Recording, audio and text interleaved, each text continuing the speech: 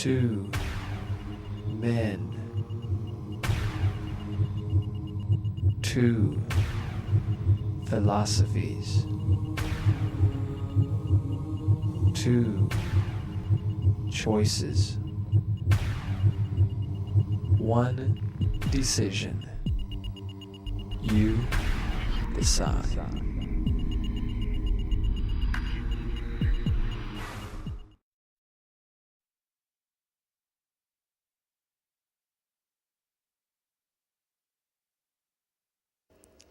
We hope you enjoy this particular videotape of the debate I did against Professor William Moore at the University in Detroit at Wayne State University. Dr. Moore has received well over $1 million in grants to study evolution. He has taught the subject for over 30 years at university level. He is considered one of the experts on the evolution topic, and I was very honored that he would be willing to debate on this topic in front of students. I was also a little disappointed, I guess, that the week before I came, they had, the university, different groups there had gotten together and paid Stephen Gould, I heard, $15,000 to come in and speak on the evolution topic. And for the entire hour and a half, all he did was to blast creationists and Christians. And when a Christian or creationist tried to ask Dr. Gould a question, he would simply avoid them and go on to somebody else. Several of my friends were in the audience and told me it was certainly not done fairly at all, and I'd be very willing to debate Dr. Gould or any other professors on the evolution topic. But here you will see as Dr. Moore, one of the world's experts on evolution, debated against me in front of a packed crowd there at Wayne State University. We hope you enjoy this debate. I want to thank Dr. Moore for coming. It's, I think, only fair that students see both sides of such an important topic as the origin of man, the origin of the universe, where we came from. I am honored to be here. I will tell you right up front my position, where I'm coming from. I believe the Bible to be the infallible, inspired, inerrant word of the living God. I believe it from cover to cover. I even believe the cover says Kent Hovind. I believe that. And I didn't always believe that, but the more I study this, the more convinced I get. Now, this is not a debate between science and religion. Both views, creation and evolution, are religious. You must believe in quite a number of things to be a creationist, and you must believe in quite a number of things to be an evolutionist. Neither is going to be provable scientifically. Now, what you believe, though, is extremely important. This topic is, I think, of critical importance. What you believe about origins will shape the way you make decisions on subjects like abortion, premarital sex, infanticide, euthanasia, socialism, communism. Folks, somebody is wrong. In one of these two worldviews is wrong, and it has, I think, tremendous effects on the way you live and on your eternity. Your eternity may depend upon this. So please keep an open mind as we share the evidence for creation, and he shares the evidence for evolution, and you make your decision. The Bible tells us in 2 Peter chapter 3, knowing this first, there shall come in the last days scoffers. There are people who scoff at the Bible, who don't think it's true. The Bible says they're going to say, where is the promise of his coming? For since the fathers fell asleep, all things continue as they were. That's uniformitarianism. All things continue as they were from the beginning of the creation. And it says they are willingly ignorant of how God made the heavens and how the earth was in the water and out of the water, and they're ignorant of the flood. The world was overflowed with water. Two different major events in history, the creation of the world and the flood, which the scoffers are willingly ignorant of. They purposely don't want to believe in those two things, and I think there's a reason. If God created the world, that means there might be some rules. Secondly, if there was a worldwide flood and they admit to that, then that means God has the right to judge his creation. And he does. This is his world. He can wreck it if he wants. And he's coming to wreck it again, folks, pretty soon. I like that bumper sticker that said, Jesus is coming, and boy, is he mad. Well, the Bible starts off and says, in the beginning, God created the heaven and the earth. It's just matter-of-fact statement. This is the way it happened. Now, you can choose to believe that or not, but we're going to try to examine the evidence. Shortly thereafter, a couple chapters later, Satan came to Eve in the Garden of Eden, according to the story in the Bible, and Satan said to the woman, yea, hath God said, ye shall not eat of every tree of the garden? Question.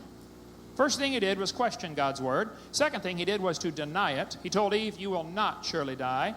And the third thing he did was to deify mankind. He said, Eve, if you eat off that tree, ye shall be as gods. And I contend that right there is where the whole idea of evolution got started. It didn't start with Charlie Darwin. It started with Satan in the Garden of Eden. He wants you to believe we are slowly evolving toward godhood. And here's why.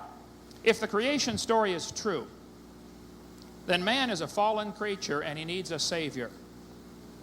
But if the evolution story is true, we are not a fallen creature.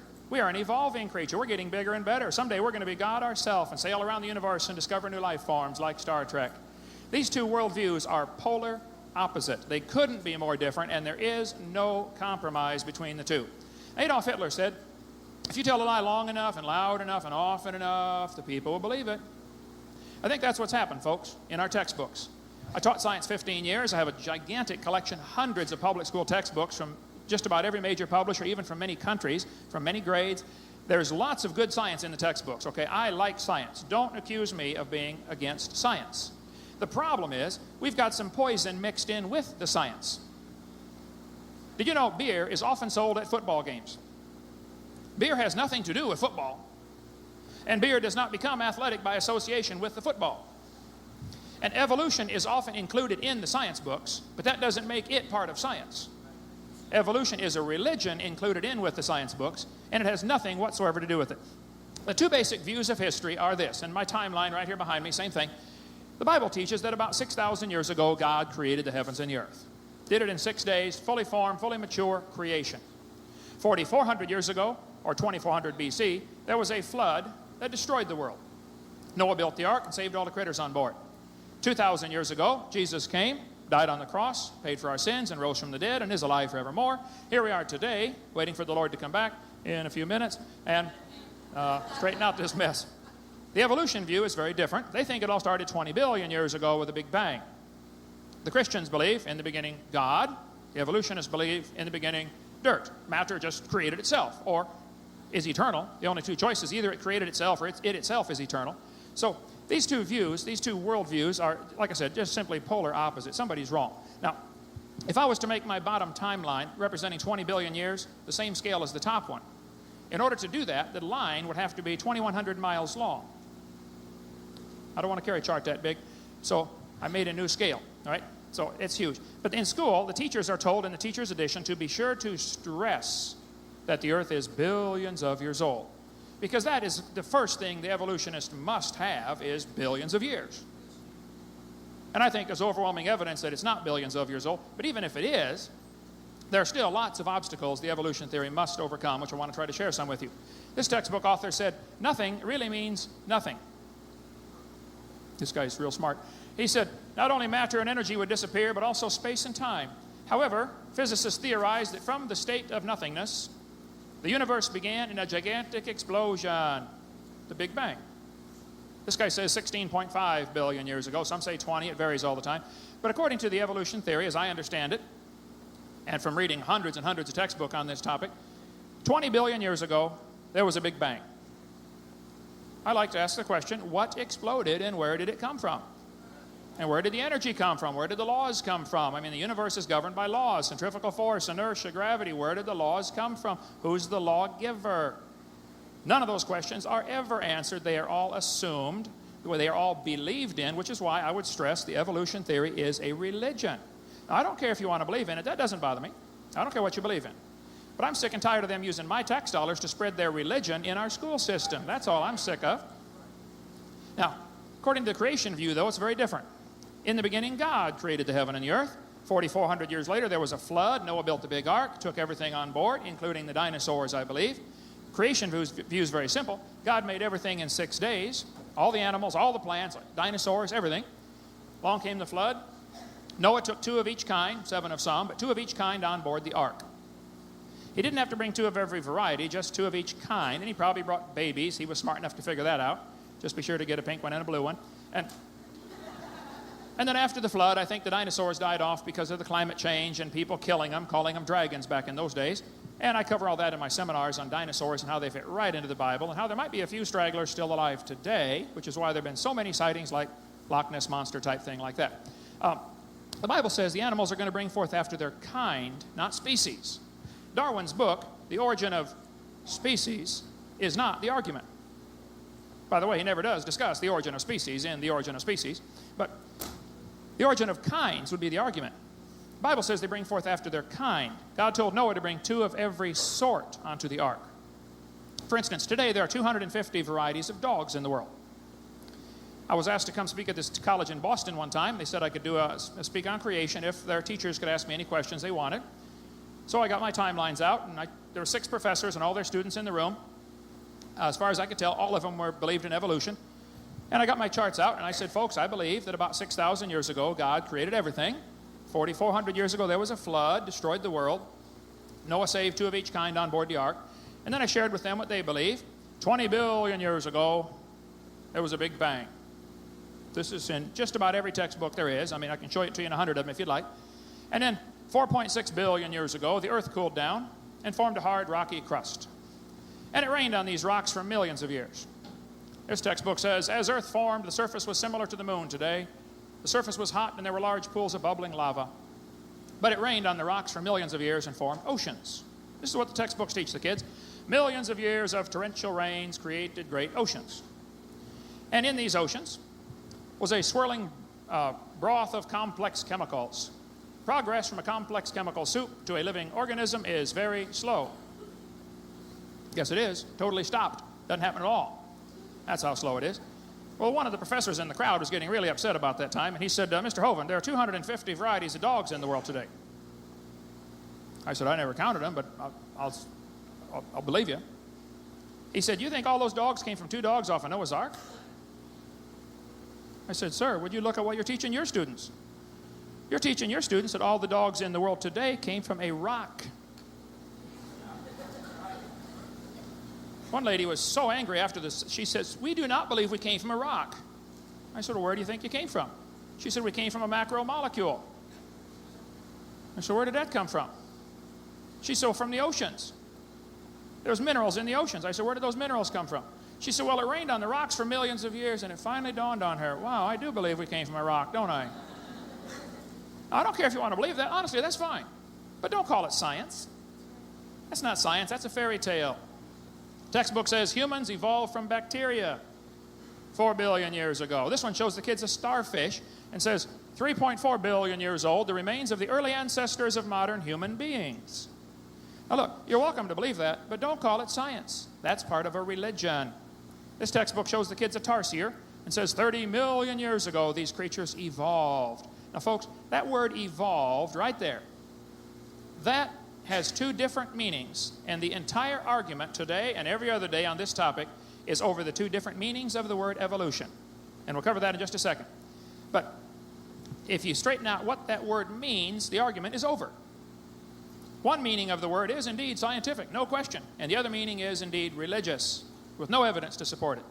But the textbook says we've got evidence for evolution. I mean, kids are taught whole chapters, sometimes whole units, just on this topic. Sometimes entire courses at college are devoted to the evolution philosophy. What happened in the early 1800s, some guys got together, primarily Charles Lyell, who wrote this book, but building on the work of Stratus Smith and Steno and Cuvier and some other guys, they developed the geologic column. They said each of the layers of the earth is a different age. This was all done in the early 1800s. Each of those layers was assigned an age way before there ever was any carbon dating, potassium-argon dating, rubidium-strontium dating, lead-208 dating, long before any radiometric dating. The layers were assigned an age based upon the assumption that evolution has happened. It all is based on evolution assumption, and that's how the geologic column got started. Now, there were some creationists involved in that who thought that maybe God created the world many times, multiple creations. Well, they're simply wrong.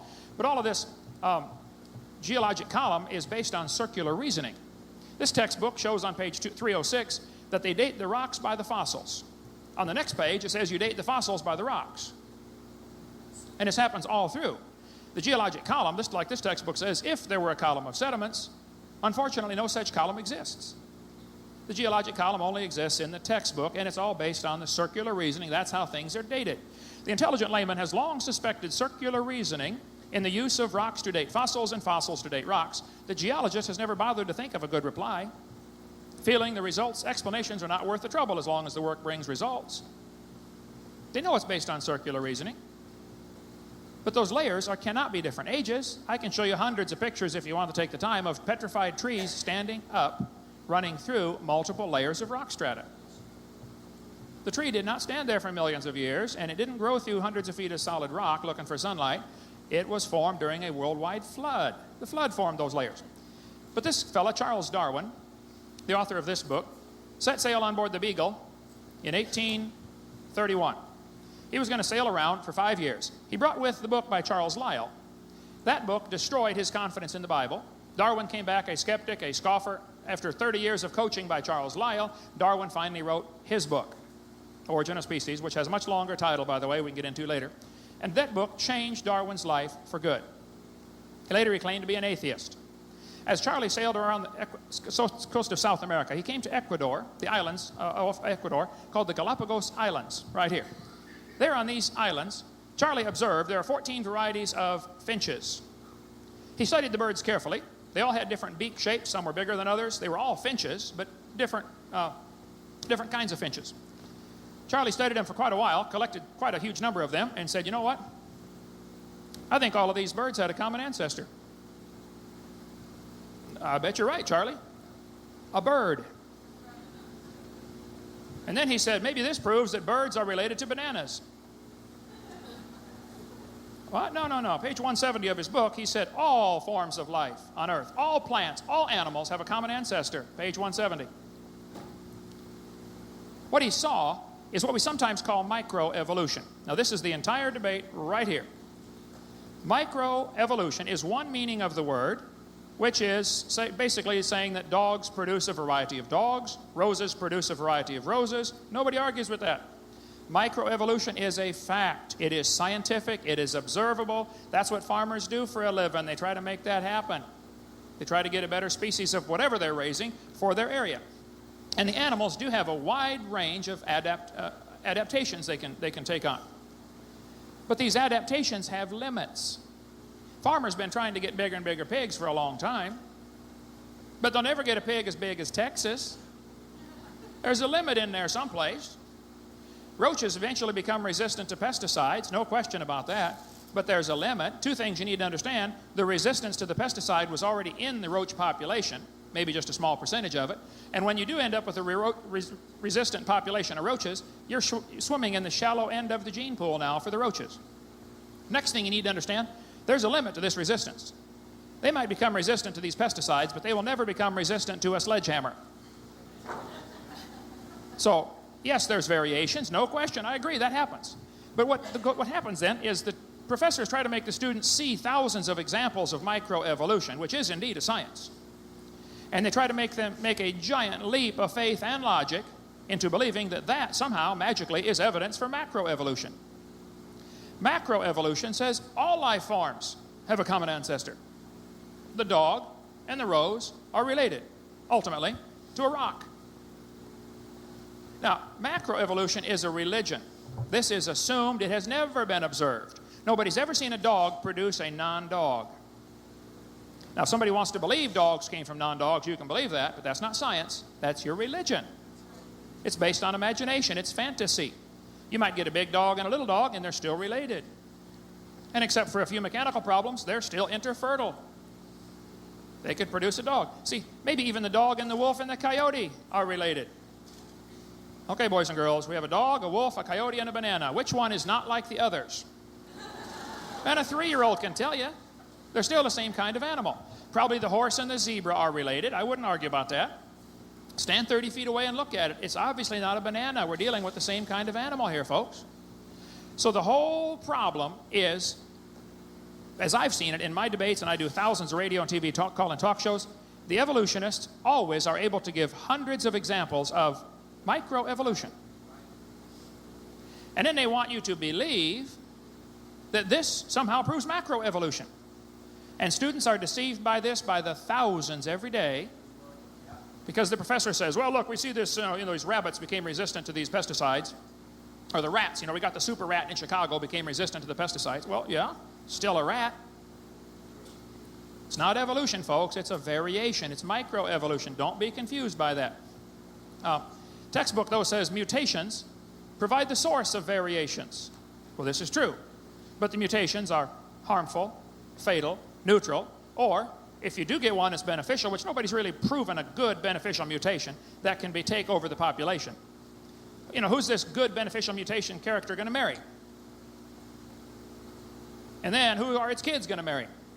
Anything's going to be blended back into the population. Here's a short-legged sheep. Textbook says this mutation would not last in nature.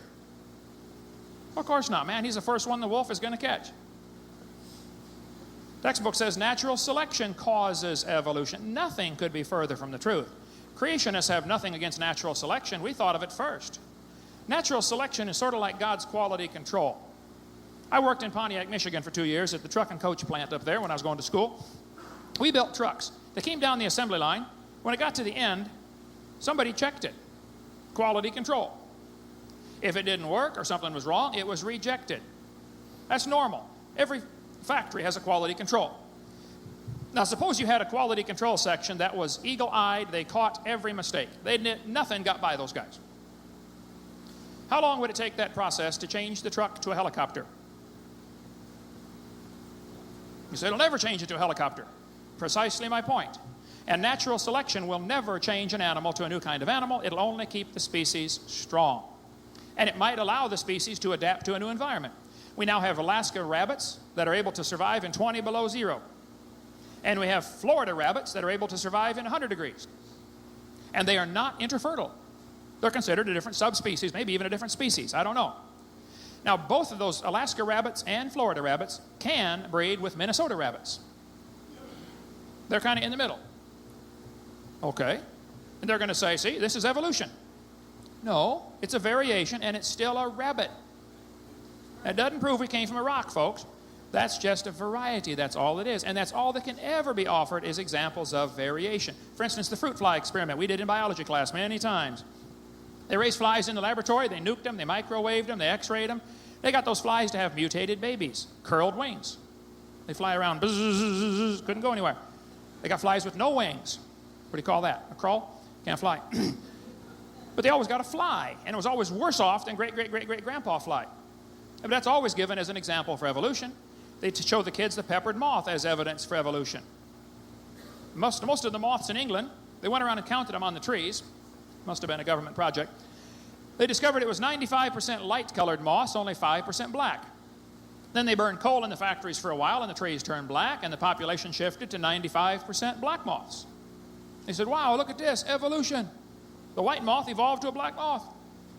No. You see, the black and white variety was already in the gene pool. They never did get a pink one or a purple one. The genetic information was already there. All they got was a shift in the population ratio. And when they quit burning the coal in the factories, the trees turned white again, and the moths shifted right back to light-colored moths. And this is considered one of the best examples known for evolution. Industrial melanism. Started off a moth, it ended up a moth. That proves we came from a rock, boys and girls. Write that down, that'll be on the test. They show the kids different forelimb structures of the animals. 2 bones in the wrist, the radius and the ulna. The whale has 2 bones, the radius and the ulna. They're going to say, see, boys and girls, you can compare the forelimbs of all these animals, and comparative anatomy provides further evidence of evolution. The commonality suggests these and other animals are all related. They probably evolved from a common ancestor. Excuse me. Might be 2 ways to look at that. That might prove they have a common designer. Did you know the lug nuts from a Chevy will screw onto a Pontiac? That proves they both evolved from a Honda 38 million years ago. What we have here, folks, is an example of good observation and bad conclusions. Maybe you heard the story about the scientists were going to see how far the frog could jump. They set the frog down and said, jump, frog, jump. Frog jumped 80 inches. Brought him back, cut off 1 leg. Jump, frog, jump. He only jumped 70 inches. Brought him back, cut off another leg. Jump, frog, jump. He only jumped 60 inches. Brought him back, cut off his 3rd leg. Jump, frog, jump. He only jumped 50 inches. Brought him back, cut off his last leg. Said, jump, frog, jump. Frog didn't jump. They said, jump, frog. Frog didn't jump. They concluded, every time we cut a leg off, the frog jumped less. Therefore, we feel that when you take all 4 legs off of a frog, he goes deaf. Now look, you got a good observation, but that's the wrong conclusion, all right? And the commonality of the forelimbs of the animals is a good observation. I agree with that. But it's not a good conclusion to conclude they have a common ancestor. They got a common designer. Very few things anger me about the evolution theory more than this idea of the human embryo having gill pouches. Made up by Ernst Haeckel in 1869, proven wrong in 1874. He faked the drawings of the embryos, made up a phrase, ontogeny recapitulates phylogeny. It was proven that he lied. There's the real pictures of these embryos compared to his drawings up above. I mean, it was a total fraud. He finally confessed to fraud at his own university. They had a trial against one of their professors. He confessed to drawing from memory and was convicted of fraud at the University of Jena, 1874. But the idea of ontogeny recapitulates phylogeny, or the human embryo having gill slits, or going through the stages of evolution during development, is still in textbooks today, and I guarantee it's in this university right now, proven wrong 125 years ago. I was going through some stuff in the textbooks that's not true one time, and one professor said, well, what would you replace it with? What he was trying very hard to not say is, we want the kids to believe this evolution, and these are the only examples we have, and if you take these away, they might not believe in evolution.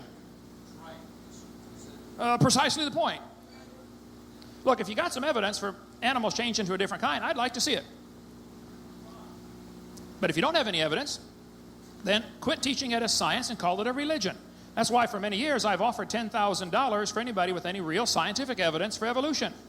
I'd like to see it. I'll write you a check. There is none, folks. There's lots of evidence for microevolution, but that's still a variety. It's the same kind of animal. This is kept in the textbooks, I think, because that's the only way to justify abortion. They want to say it's not a human yet. Well, it's a human the instant it's conceived, and abortion is murder, plain and simple. And I'll stick by that one with anybody. Time up. Textbooks say we have appendix, which is a vestigial structure. One of the evidences for evolution is supposed to be vestigial structures. Now think about that logic. They'll say, boys and girls, you are slowly losing something. Which is not true, by the way. There are no vestigial structures. But they'll say, you're slowly losing something. Okay. See, that proves evolution. Well, hold it. That's the opposite of evolution. Is that how evolution works? You lose everything until you have it all? This textbook says the whale has a vestigial pelvis. Now, the author that writes about the whale having a vestigial pelvis is either ignorant or a liar. It's not a vestigial pelvis. Muscles have to attach to those bones because the whales cannot reproduce without those bones. They have nothing to do with walking on land. Absolutely nothing to do. That is propaganda. That's not science. This textbook tells the kids, you know, just imagine whales walking around. It's true. That's a kid's book. That's propaganda. That's a lie. This one says humans have a tailbone that is of no apparent use. I did a debate with the president of the North Alabama Atheist Association, and he said, folks, we got proof for evolution. The human tailbone, the coccyx, is vestigial. You don't need it anymore. When it was my turn, I got up and I said, Mr. Patterson, I taught biology and anatomy. I happen to know there are 9 muscles that attach to the tailbone. If you think the tailbone is vestigial, I will pay to have yours removed. Without them little muscles, there's some very, very valuable things you cannot do. I won't tell you what they all are, but trust me, you need them muscles. Now, we can go on a long time, folks, but my point is this.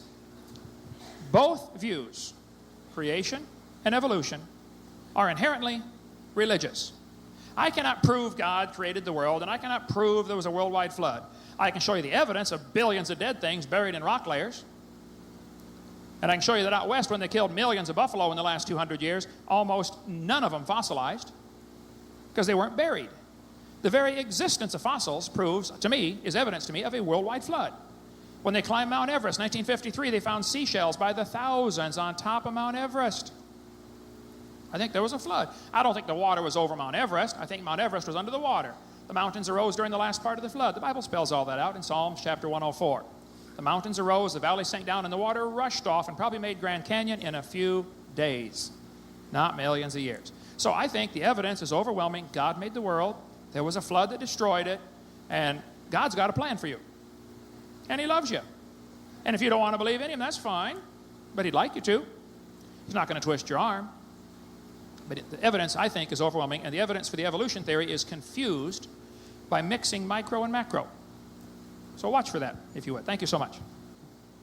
That was dazzling, to say the least. Can you hear now? I realize I have a small voice, although I'd like to think that I have some reasonably big thoughts. But I'm going to have to sit, and because in order to make a fairly complete, concise statement, about evolution and about the problems with Kent Hovind's approach with his analysis of evolution. I have to read this. Let me start by expressing some reservations I have in engaging this debate at all.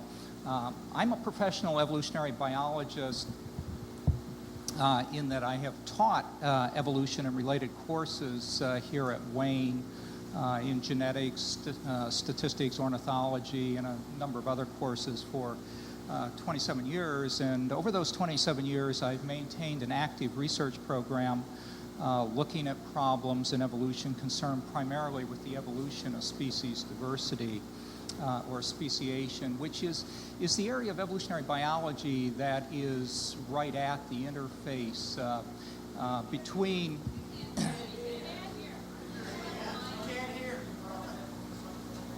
I just said I had to hold it real close. It's on. Just. I can try. Is that better? Okay, let me try holding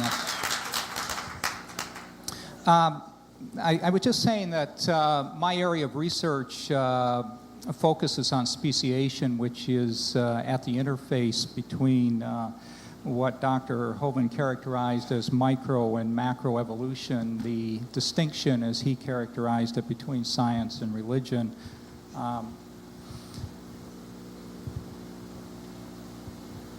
But it's important to note that my approach to evolution has always been from a genetic perspective. On a day-to-day basis, my research students and I sequence DNA as a way of getting information about relatedness among species, and we use that information to reconstruct evolutionary history.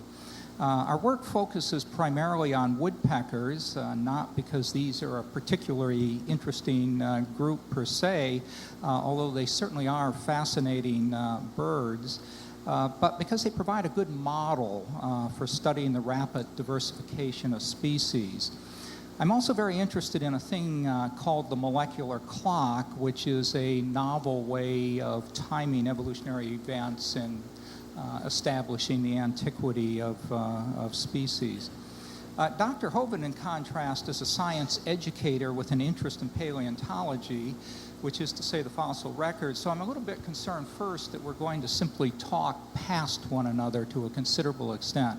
Unavoidably, the discussion is going to come to focus to some extent on the fossil record, and particularly esoteric details of radiometric dating.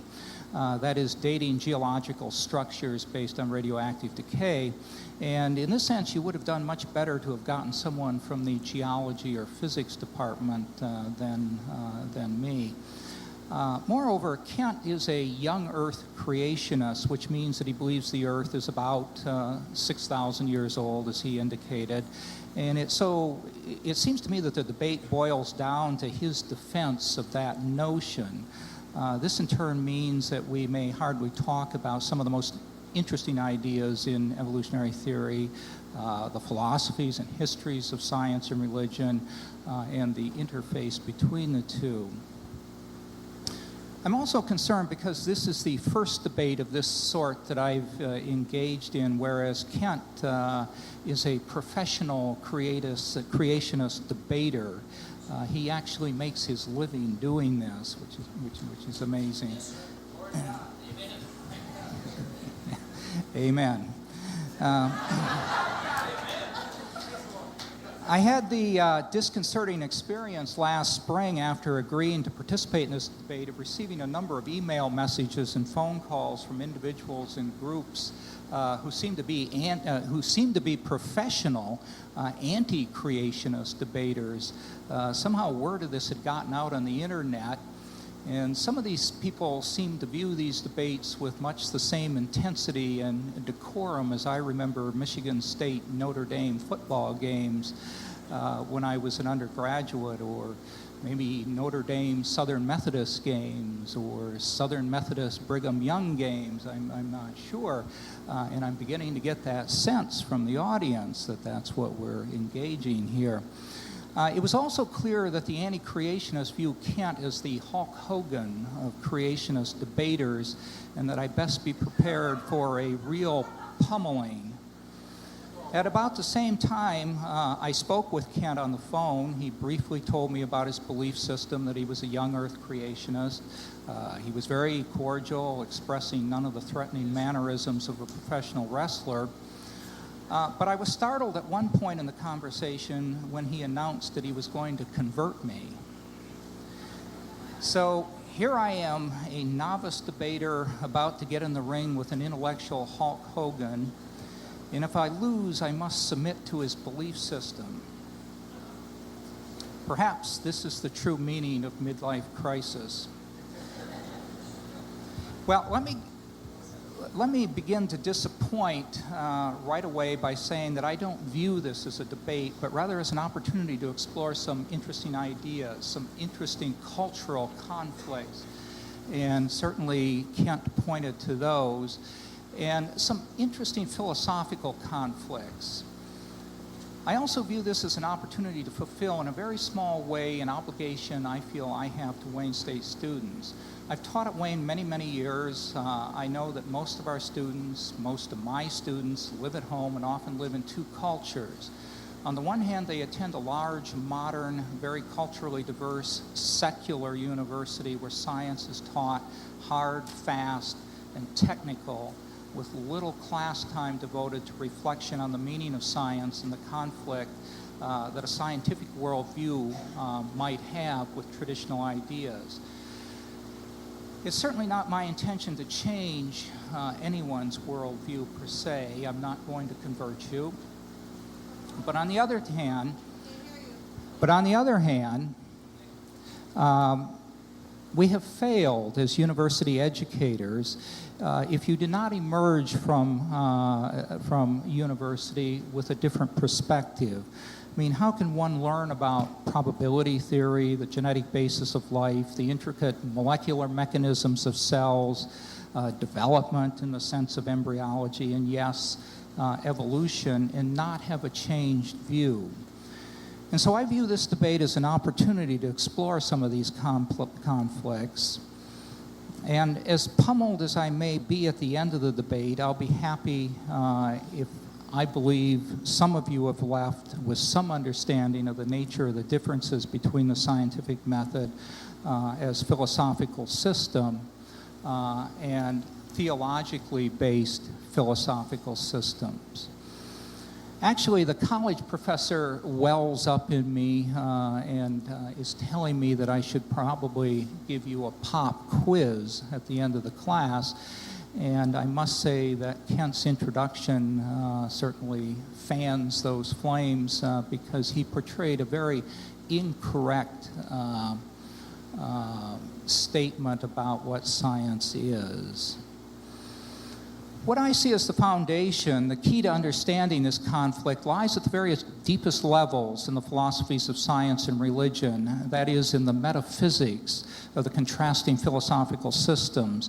So what I'm going to say for the next few minutes is going to sound like Philosophy of Science 101, although unfortunately our students rarely take such a course.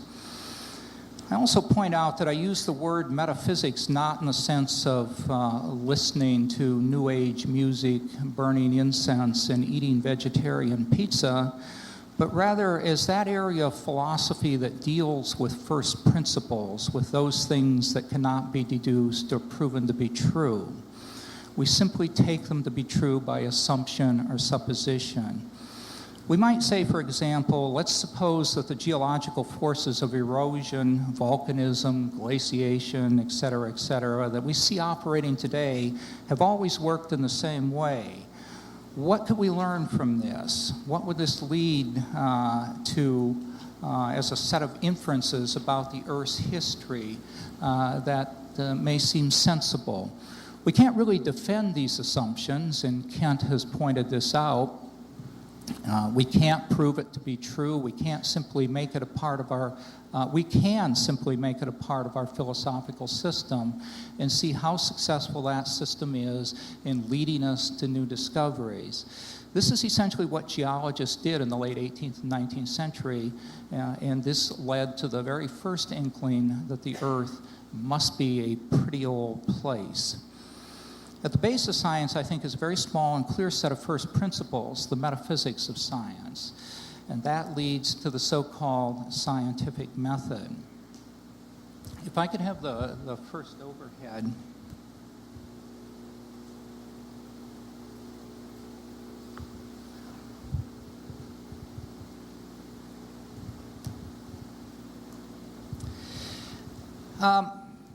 This is one scientist's statement as to what scientific method is. He says, in general, we look for a new law by the following process. First, we guess. Don't laugh, it's really true. Then we compute the consequences of the guess to see if this law that we guessed is right, what it should imply. Then we compare those computation results with nature, we say, to experiment or experience. We compare it directly with observation to see if it works. If it disagrees with experiment, it's wrong. And that simple statement is the key to science. It doesn't make any difference how smart you are, who made the guess, or what his or her name is. If it disagrees with experiment, it's wrong. That's all there is to it. This short, whimsical, even facetious statement is actually a fairly concise and complete statement of the scientific method, as simple as it is. One of the most interesting phrases in Feynman's description is, quote, first we guess. A very confusing issue we must deal with straight away is that of what it means to say evolution by natural selection is a theory as opposed to a hypothesis or fact or even a guess. Nowadays, scientists pretty much use the words theory and hypothesis interchangeably, and even the words conjecture and yes, the word guess as synonyms for theory and a hypothesis.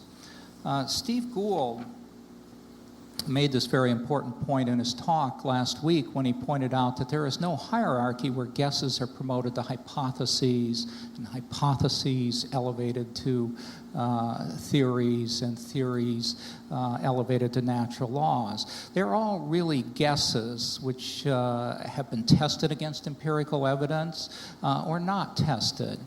And if they've been tested, they've been falsified or not falsified. But it is equally true that a guess, hypothesis, or theory that has been tested and not falsified has to some extent been corroborated. That is found to be useful in explaining some sets of observations and pointing to new experiments that we might do. In that sense, some theories are better than others, and in that sense, if someone were to ask me if evolution by natural selection were a fact, which often happens, I would say, of course not. But it is not merely a theory. It is one that has withstood test after test after test without being falsified. I repeat, without being falsified. It is in the secular pantheon of scientific theories, that is, natural selection theory, along with quantum mechanics, relativity, atomic theory, continental drift, and a few others. But none of these theories are facts.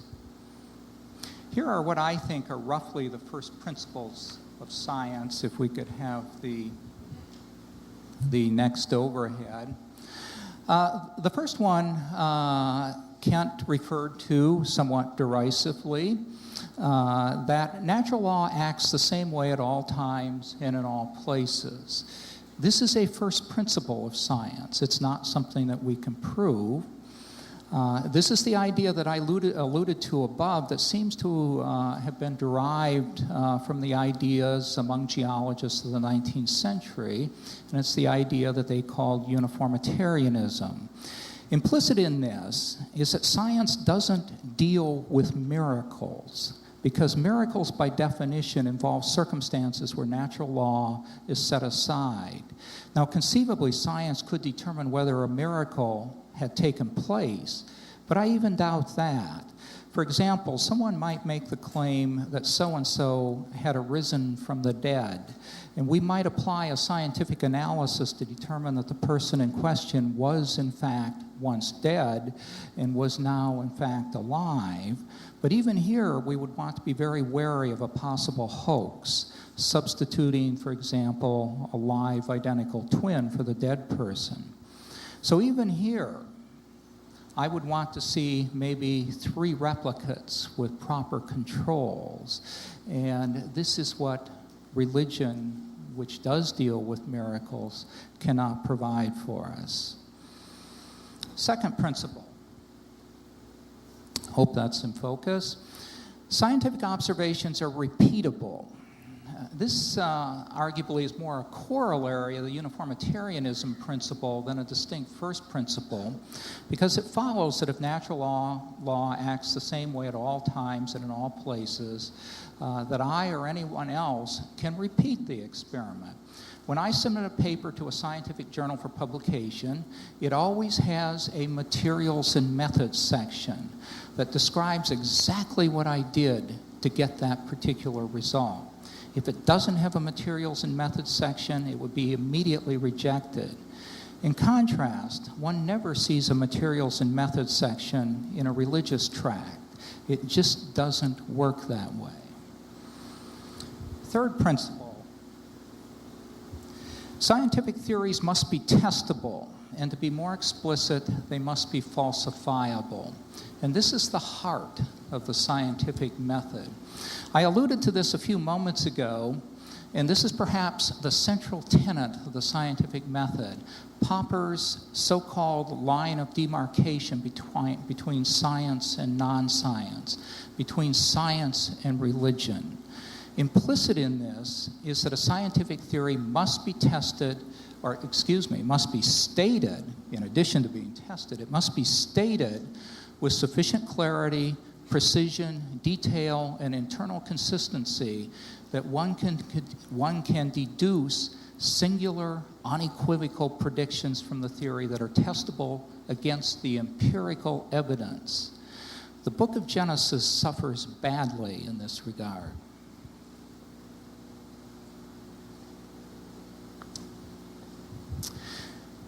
Fourth principle, there's a web of interconnectedness and internal consistency. Theories in all branches of science must be consistent with all the theories and empirical evidence in all other sciences. Thus, the theory of evolution by natural selection must be consistent with genetics and cell biology, but also with geology and physical chemistry and so on. If this isn't true, there's something wrong with one of the theories or some of the data. So a really interesting example of this involves the history of Darwin's theory itself, which, although somewhat initially successful, that is Darwin's theory, the publication of the joint Darwin-Wallace papers in 1858 and the publication of The Origin of Species in 1859, Darwin was essentially dead by the year 1900, so proclaimed by Alfred Wallace himself. Why was it dead? Because it was inconsistent with a widely accepted theory of the age of the Earth and an incorrect theory of inheritance based on the notion of blending inheritance. The theory of the Earth's age was promulgated by Lord Kelvin of the temperature scale, one of the most prominent physicists of his era, had actually miscalculated the age of the Earth based on its rate of heat loss, giving Darwin only 24 million years for evolution, which even Darwin thought inadequate. It turned out that the physicists based their calculations on an incorrect theory, and that Darwin was right when he wrote in a letter late in his life that he somehow sensed the age of the Earth was greater than Kelvin had allowed. Kelvin made his calculations very shortly before actually, the discovery of radioactivity, and the vast store of energy in the nuclei of atoms had not been taken into account in his calculations. The problem of blending inheritance, which Kent alluded to also, is that is the problem, not the blending inheritance itself, is that selection operates on genetic variation, and it certainly does. But as sexual reproduction blends away variation, as Kent suggested, there would be nothing for selection to operate on, and this indeed would be a problem because Darwin's theory requires that genetic variation exist in populations, and it comes into existence in population. But this was a falsification, as it were, of Darwin's theory towards the latter part of the 19th century, and Mendel's theory, which was rediscovered in the year 1900,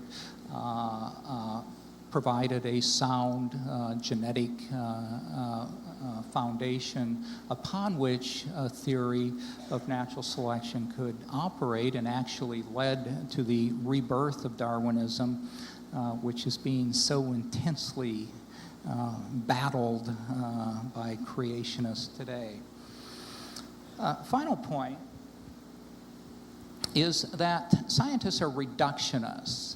That is, all natural phenomena can be explained in simpler terms. And I would say that scientists are incorrigible reductionists.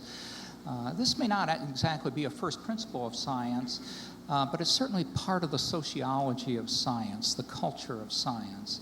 Biologists have insisted for a long time that the whole of life, meaning essentially the activities of cells, could be understood in terms of chemistry. And this has been dramatically confirmed in the past half century or so, and particularly in the past 2 decades with the extraordinary progress that has been made in cell biology, which is now pretty much called molecular cell biology. So life, as we understand it, is reducible. And I now want to just take a few minutes to briefly walk through the major classes of evidence, much as Kent did, that bear on the origins of species, the diversity of life in all of its complexity and all of its seeming adaptedness. On the one hand, and I want to look at neo-Darwinism, the theory of evolution, in contrast to creationist theory, in context of these metaphysical principles. On the one hand, we have neo-Darwinism that claims that the whole of the diversity of life evolved from a single or from a few initial forms, primarily by a process of natural selection operating on genetic variation, as characterized by the principles of modern genetics. On the other hand, we have the particular theory of creationism advocated by Kent Hovind, and it's not the only theory of creationism. It is perhaps the most extreme position. It's based on literal interpretation of the Bible, and especially the book of Genesis. And what I want to do is to look on a rather coarsely focused level at how these different classes of data bear on the alternative theories in context of the metaphysics of science. And I point out before I do this that if you are not doing your analysis in context of the metaphysics, the first principles that I set forth, and these are not my principles, I simply read a bit in the philosophy of science and extract these from what I think is the current thinking about the philosophy of science. If you do not do your analysis in this context, you're not doing science, you're doing something else. This is where the line of demarcation is between science and religion. It's not between microevolution and macroevolution.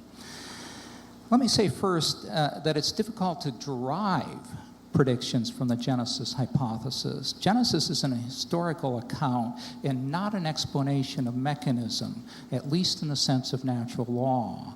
And it provides mechanism in the sense that God intervenes and does what he pleases, at times he chooses, but that violates the uniformitarianism principle of science, and so that's not science. Moreover, Genesis is very ambiguous. It is a very sparse account of what are purported to be two of the most profound events in history, the creation and the Great Flood.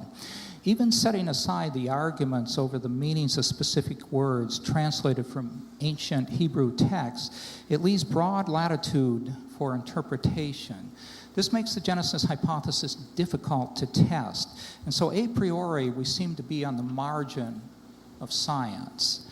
In contrast, neo-Darwinism is very precisely formulated, even in a body of mathematical formulations called population genetics. There are specific things natural selection can and cannot do, and specific changes in genes and gene frequencies that can and cannot happen. This is what Feynman referred to as making the computations based on the guess. It's very difficult to make the computations based on Genesis because it is so vague. It's very easy to make them based on neo-Darwinism. But even though I think it's very difficult to test the Genesis hypothesis because of its ambiguity, let's do the best we can. The fossil record. The fossil evidence is not the most important evidence in evaluating evolution theory. Nonetheless, it does exist, and neo-Darwinism makes specific predictions about patterns in the fossil record. For example, there should be a stratigraphy, what Kent referred to as the stratigraphic column, an ordering of older, more primitive forms at the bottom and more recently more derived forms at the top. The Genesis hypothesis is not explicit about the fossil record, but as I understand Kent's interpretation, there is a single massive bout of extinction resulting from the Noachian flood. Accordingly, there should be no particular stratigraphy. There should be a single stratum, or if there are multiple strata where organisms were sorted according to weight, habitat, or intelligence, the strata should all be of the same age, namely roughly 4,400 years. The fossil record is, to my knowledge, wholly consistent with neo-Darwinism in terms of classic stratigraphy and also in terms of modern radiometric dating, and also, although these data and this type of analysis is very much in process right now, the stratigraphic column is also consistent with dates based on the molecular clock. There was an article to that effect in a recent issue of Nature. In contrast, the stratigraphy itself and the radiometric dates of fossil-bearing strata stretching back more than 3 billion years are completely inconsistent with the Genesis hypothesis. And in the metaphysical system of science, the Genesis hypothesis simply is falsified if, in fact, the Earth and the fossil-bearing strata are older than 6,000 years.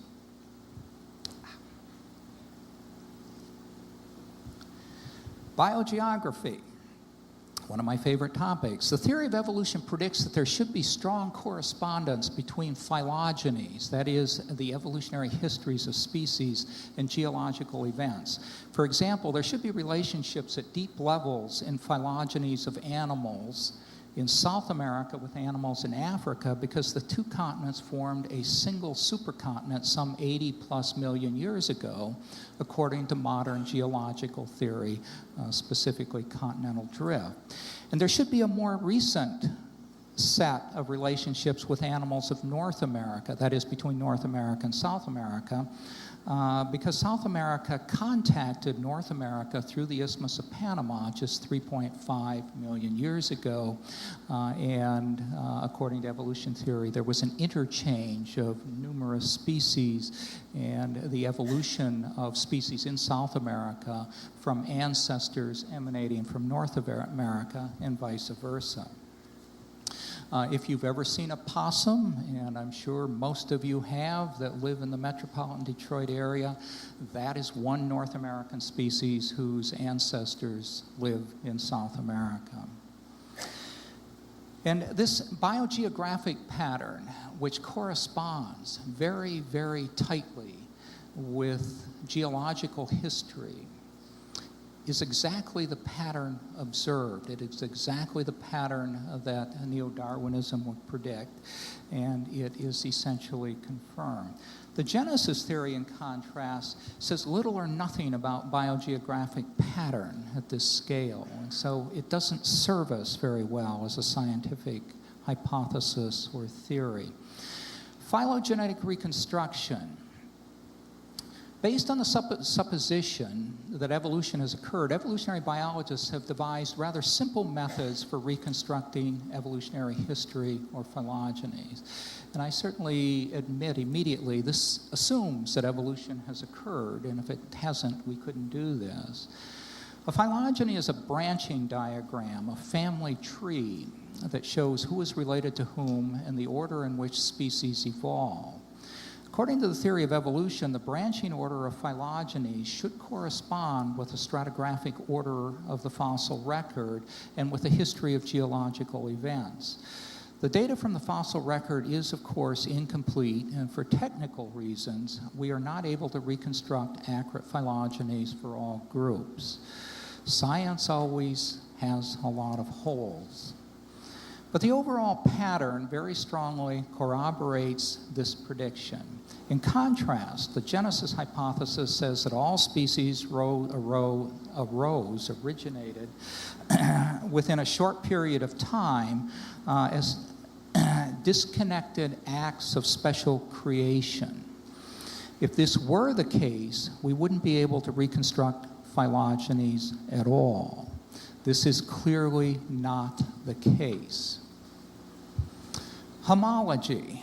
The concept of homology is one of the most important in evolutionary biology. It is based on the idea, clearly articulated by Darwin, that according to the theory of evolution, all structures, anatomical, genetical, even functions and behaviors, must have evolved from previously existing structures in a common ancestor. These species should that's a tough one to get out. These species should share similar structures because they all inherited them modified by evolution from a common ancestral structure. Such structures are said to be homologous. This pattern of homology, as predicted by Darwin, pervades the full spectrum of life. Classically, it is known from comparative anatomy and embryology, for example, as radically different as the avian wing is from the vertebrate forelimb, as Kent's illustration showed. The major bones are homologous, and each can be traced to the same embryonic origin and to homologous bones in fossil forms. When molecular genetics arrived some 20 or so years ago, it provided one of the most critical and exhaustive tests of the theory of evolution. Specifically, we ought to find pervasive homology among genes, bearing in mind that Darwin's prediction is that no structure can arise de novo. Every structure must arise from a previously existing structure. So we should anticipate finding this similarity, this homology among genes, and this is exactly the pattern we find.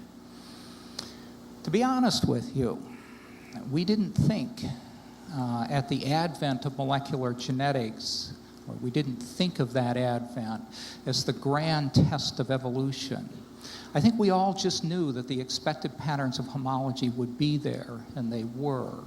If anything, if this is possible. They are even clearer than anyone imagined.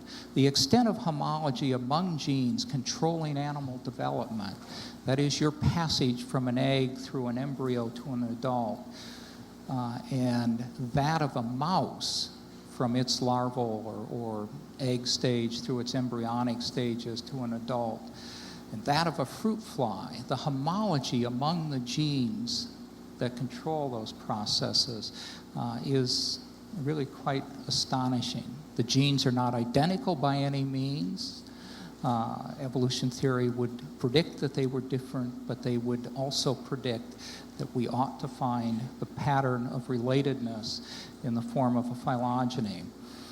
In fact, genes themselves have evolutionary history, so that we now reconstruct not only the history of relatedness among species, but also among genes within what are called gene families. The globin gene family, each and every one of us has a large array of genes that code for our globins, which are important proteins in blood and in oxygen transport. The globin gene family is perhaps the best known example, but it is only one of a myriad of examples. And in fact, it is difficult to find a gene that doesn't belong to a gene family. If Kent wants to convert me from an evolutionist, all he needs to do is to show me a consistent pattern where genes within the genome appear to have arisen de novo. That is, are not related to other genes, or where genes compared among species are not similarly related. Kent was kind enough to send me a videotape of one of his previous debates. Frankly, it wasn't nearly as slick as the presentation that he gave today, and I'm kind of wondering if I haven't been set up here. But in viewing the tape, it's easy to see why he's a formidable advocate of the creationist position. He is articulate, he knows his position well, and he is really quick on his feet. He is especially quick at rattling off facts that call into question almost all of the evidence normally put forth by evolutionists. However, I put the word fact in quotes because at least some, and I suspect most of these factoids, are not facts at all, but rather misconstructions and misunderstandings of the scientific literature, and in at least some cases, apparent fabrications. A problem I have, and I think all scientists have in dealing with this aspect of creationist debates, is that I read a very small fraction of the huge volume of literature published in biology, even in my own area. And so when I heard Kent say in the debate video he sent me with great assurance that a paper was published in the January 1970 issue of Science reporting that a moon rock was divided into 9 pieces sent to 9 laboratories for radiometric dating and returned with 9 disparate dates ranging from 0.5 to 18 billion years, I faulted myself for being unaware of that important result, because it seemingly would call into question radiometric dating. However, when we investigated the report, and I want to acknowledge the considerable help of a small group of very competent students who helped me pursue some of these reports this summer. When we pursued this report, we found that it is not actually, or not exactly, and I want to choose my words carefully, the correct reconstruction of the report. The report is actually a set of 9 reports published in tandem in a special issue devoted to the first reports of the moon rock analyses in 1970. Each report emanates from a distinct lab, and so this part of Kent's account is correct. However, we could not find a single rock that had gone to all 9 laboratories. The closest was a rock, specimen number 10017, which was partitioned among 6 laboratories and in some was dated 13 times. The dates on this specimen reported in this particular issue do range from 2.5 to 4.6 billion years. But the 2.5 billion year date is an outlier resulting from a well-known phenomenon in potassium-argon dating resulting from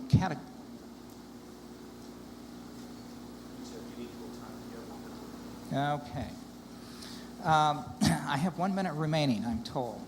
Let me jump to the bottom line of that. The real range of dates on the specimen goes from 3.56 to 4.38 billion years, and the bogus dates are attributable to a well-known phenomenon of argon loss. Let me, with the few seconds I have left, mention the example that really raised red flags, and indeed I took a certain amount of umbrage at this. And I quote Kent from this debate where he says, and I quote, 2 to 3 years ago, when they found the dinosaur bones in Antarctica, they were not even fossilized. They were fresh, preserved, frozen dinosaur bones still containing carbon. They didn't carbon date them because it would have come back with a date less than 50,000 years. This raised alarm flags in me because it is so close to my area that I felt that I would have known about this if it were a fact. I did a quick literature search using the wonderful computerized literature search systems we had, could find no such reference. I called a paleontologist, Bill Hammer, who discovered the only dinosaur bones to be discovered in the Antarctic. I read the quote to him. He said, he knew of no such specimens. Hammer's 1991 specimen remains the only dinosaur bone from Antarctic proper, and it was completely mineralized.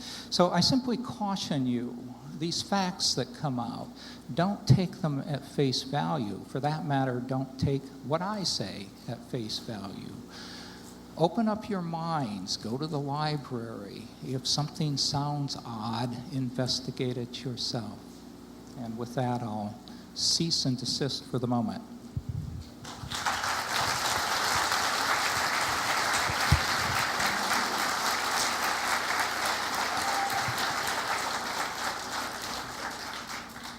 All right, thank you so much, Dr. Moore.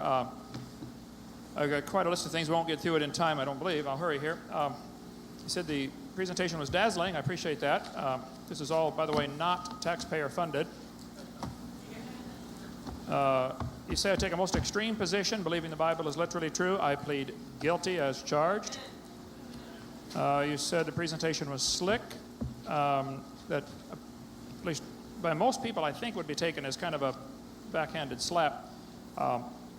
Quick rattling off of facts that are misconstrued, I would interpret that to be a lie. I would be glad to defend, anything I've said. Take one topic at a time. Professional debater, make my living at it. I paid $900 to get a ticket to come up here. I was in northern Michigan earlier this week, flew all the way home, spoke 6 times yesterday, came up here just for this debate. I'm not going to make a penny off of this. I don't make money off of this. It bothered me a little bit knowing that you for 30 years have gotten your salary from the taxpayers of this area to teach evolution theory, and I don't take a dime of taxpayer money. That seems to me something's wrong with all this.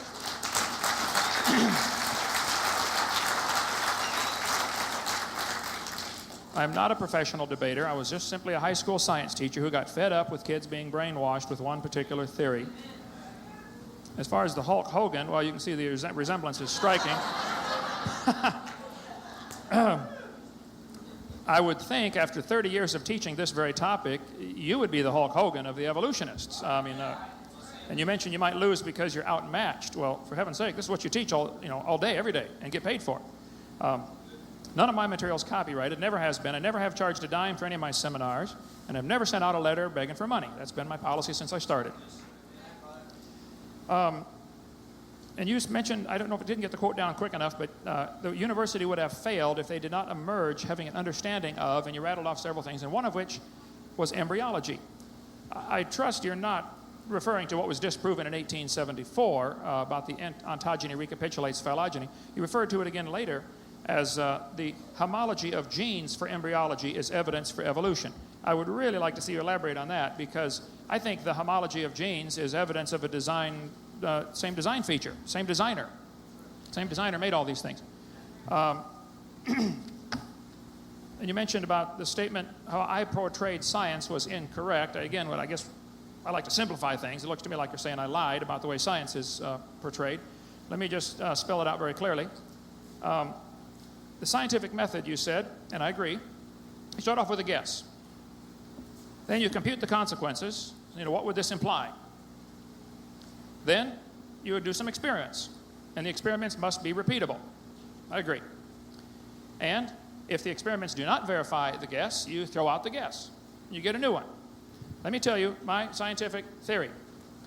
I believe the evidence will show, after intensive investigation, that no amount of scientific evidence will ever show that matter can create itself. Therefore, there must be an outside source that created the matter. Now, that goes beyond science, goes into a religion, and the creationist says, yep, we agree, we have a religion, we believe God did it. Can't prove it, that's what we believe. What happens is, though, the evolutionist does not admit they have a religion in this area. Where is the scientific evidence to show where matter originated? Where is the scientific evidence? Where is it repeatable? You said you'd like to see things repeated 3 times. I'd like to see 3 experiments where somebody makes something from nothing. I would like to see the experiment where life learned or came from non-living material. This has never been observed. This is part of a religion. Evolution is the religion. They have to believe life came from non-living material. We've had numerous experiments with raising, pick any kind of animal or plant you'd like. All of the experimentation has taught us dogs produce dogs. Roses produce roses. Now, I suspect from what you have said that you believe somewhere back in the past, dogs came from something that was non-dog. You're welcome to believe that. What experiments do you have for that? What scientific evidence do you have to show us that a dog came from a non-dog, or that a dog can produce a non-dog, or pick any other animal if you'd like? If your expertise is woodpeckers, I'd really be curious on that one, since the woodpecker has the tongue that goes around his head and anchors on top of his eyebrow. What intermediate species do you have showing the tongue changing from normal bird tongue to the top of the head tongue? And where's the fossil evidence of anything besides a woodpecker? Anything intermediate? I mean, just within the bird kind. I mean, where's the evidence? If that's your expertise, I'd love to see some evidence on that. Experimentation for the origin of life, I think, the evolutionists simply believe matter either created itself or is eternal. Those go strictly against the first and second laws of thermodynamics. That's not science, that's religion. The evolutionist must believe life came from non-living material. He's boxed himself into a corner, folks. That's the only option. If you're going to exclude God, then you have to give a naturalistic explanation for how life got started. I've never heard him do that. Miller and Urey tried it years ago. There have been numerous experiments to try to create life. Total failures. What Miller was able to make after a very carefully contrived fictitious experiment where he made a fictitious atmosphere of 4 gases and left out oxygen purposely. We can go for days on that if you'd like. He left out oxygen because he knew oxygen would destroy the life. Problem is, without oxygen, you don't have ozone, and then the UV light destroys the life. You can't get life to evolve with oxygen, and you can't get life to evolve without oxygen. Looks to me like you can't get life to evolve. What he was able to make after this experiment was done, and by the way, he trapped out his residue each time so it wouldn't go back through because it would be destroyed again. It's not a natural explanation at all. He was able to make 85% tar, 13% carboxylic acid, and 2% amino acids. The amino acids will bond quickly with the tar or the carboxylic acid and destroy them. All he made was basically 2 amino acids, a few of others, but basically 2. There are 20 required for life. And they all have to be in a precise order and all right-handed or left-handed, depending if it's a sugar or DNA molecule. And all he made was all a mixture. He got half right-handed, half left-handed. The chirality was all mixed up. It's never gonna form in life. And we can go for days on that if you like, but I just want to kind of hit the highlights here. I would say the experimentation has shown us, the scientific evidence has shown us, dogs always produce dogs, roses always produce roses. Therefore, the evidence shows us there had to be a beginning to this someplace, and it must have been the same kind of animal, because we've never seen an animal produce a different kind. So that goes right back to what the Bible says. God created the animals, and they bring forth after their kind. Now, I can't prove that, but all the evidence has shown us that that is indeed correct. I think the Genesis account is not nebulous on this. It tells us very clearly, God made the animals to bring forth after their kind. If you have an exception to that, I would love to see it. If you find a fossil in the ground that someone claims is intermediate, I meant to turn that thing on. First place, when you find a fossil in the ground, you know a couple things for sure. It died. Now, you do not know if it had any kids, let alone different kids. All you know is it died. It's buried. The very existence of fossils to me is a powerful evidence of a worldwide flood because, again, fossils don't form under normal conditions. They have to be buried quickly. Let me get a few more things before I get into where I was leaving off here. Science and non-science. You must state a theory with detail. I agree. Evolution, macroevolution, is not science. It's non-science and nonsense. We've never seen this happen. Nobody's ever seen an animal produce a different kind of animal. But like I said, beer is sold at football games, and macroevolution is included in with science, and I'm sorry about that. I'm working on it pretty hard. I'm trying to get it out of there. Selection operates on variations only. I agree, but like I said, the variations have limits. And the selection process is not going to change it to a new kind of animal any more than GM's quality control will change the truck to a helicopter. It'll just make a stronger truck. That's all it can do. Neo-Darwinism, I suspect you're referring to Stephen Gould or Niles Eldredge or rebuilding of Goldschmidt's theory, punctuated equilibrium. If that's what you believe, then we'll talk about that in a second. But the textbooks show these family trees as if we all came from a bacteria. Even Mary Leakey, an evolutionist, said, all those trees of life with their branches of our ancestors is a lot of nonsense. Stephen Gould, the evolutionary trees that adorn our textbooks have data only at the tips and nodes of their branches. The rest is inference. However reasonable, not the evidence of fossils. Stephen Gould says there's no evidence, but they show these in the textbooks as if we all came. The humans, the birds, and the crocodiles had a common ancestor. That's propaganda. That's not science. All we know is humans have produced humans, birds have produced birds, crocodiles have produced crocodiles. Now, if you want to believe they got a common ancestor, fine, but I resent letting my tax dollars go to have that be taught to the kids in our school system.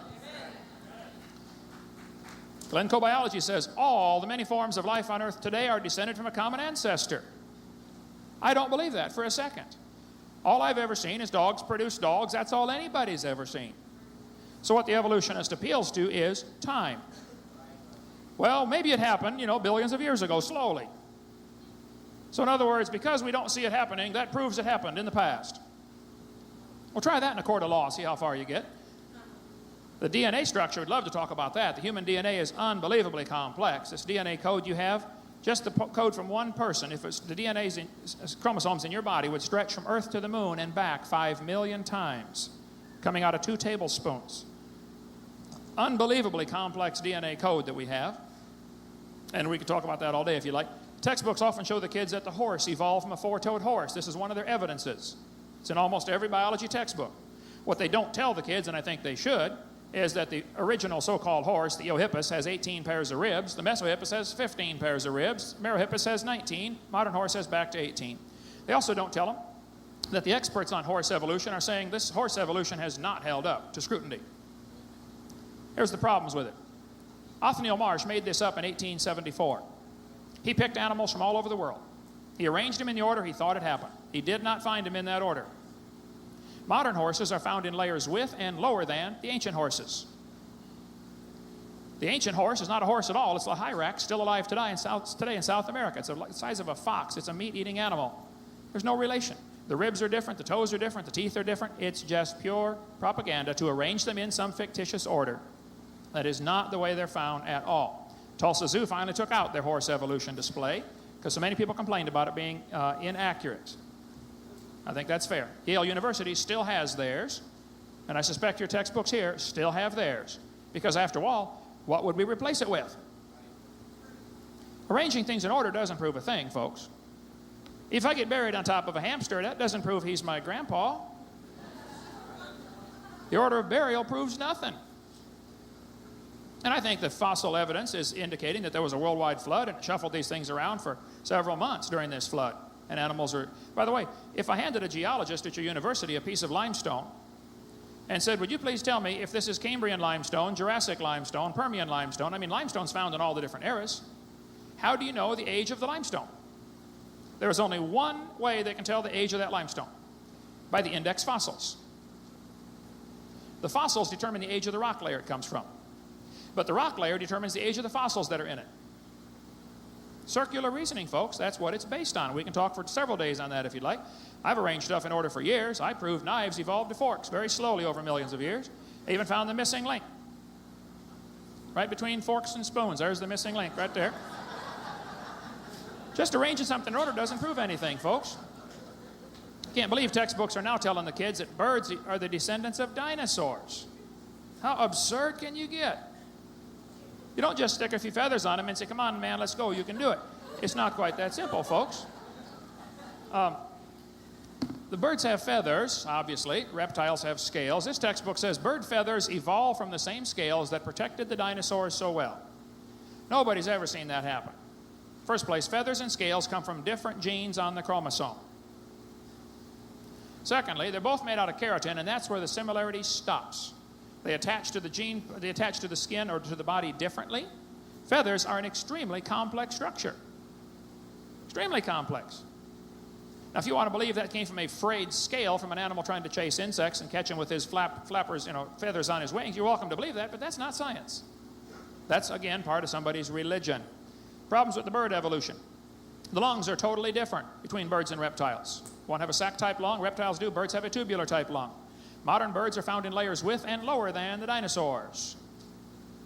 Scales and feathers attach to the body differently and develop from different genes on the chromosomes. Birds have a 4-chambered heart, reptiles have a 3-chambered heart.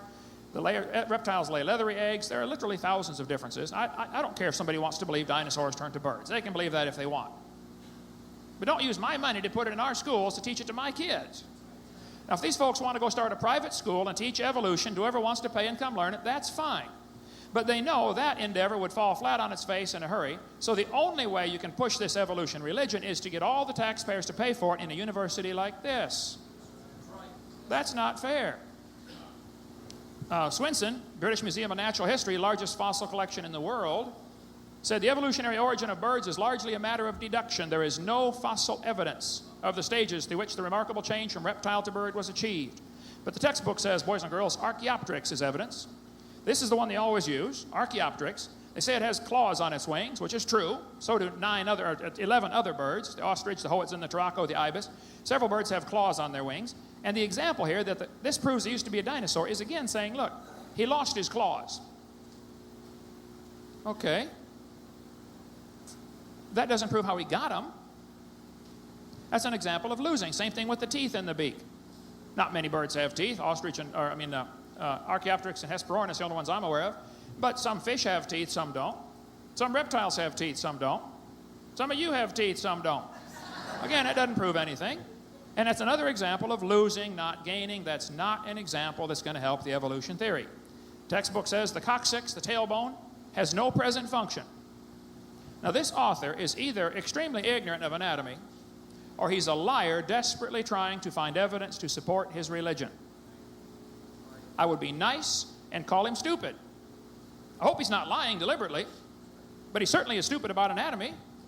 The tailbone is not a vestigial structure. Be nice to have a tail, wouldn't it? Be able to come to the door with 2 sacks of groceries. Charles Darwin said, if my theory be true, numberless intermediate varieties must assuredly have existed. Page 211, right here. Well, Charlie, what have we found? Largest fossil collection in the world, British Museum of Natural History, Colin Patterson, responded to the question, why didn't you show us any pictures of missing links in your book? Colin Patterson responded, I fully agree with your comments on the lack of evolutionary transitions in my book, if I knew of any, fossil or living. That's interesting. Why would you include a living creature as a missing link? He said, I would certainly have included them. I will lay it on the line. There is not one such fossil.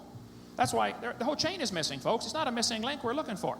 Even Stephen Gould said the absence of fossil evidence for intermediary stages has been a persistent and nagging problem for evolution. That's why he and Niles Eldredge have got their theory called punctuated equilibrium. Now, Goldschmidt came up with this earlier, in the 1940s, I believe, that maybe the hopeful monster theory. Maybe a reptile laid an egg and a bird hatched up.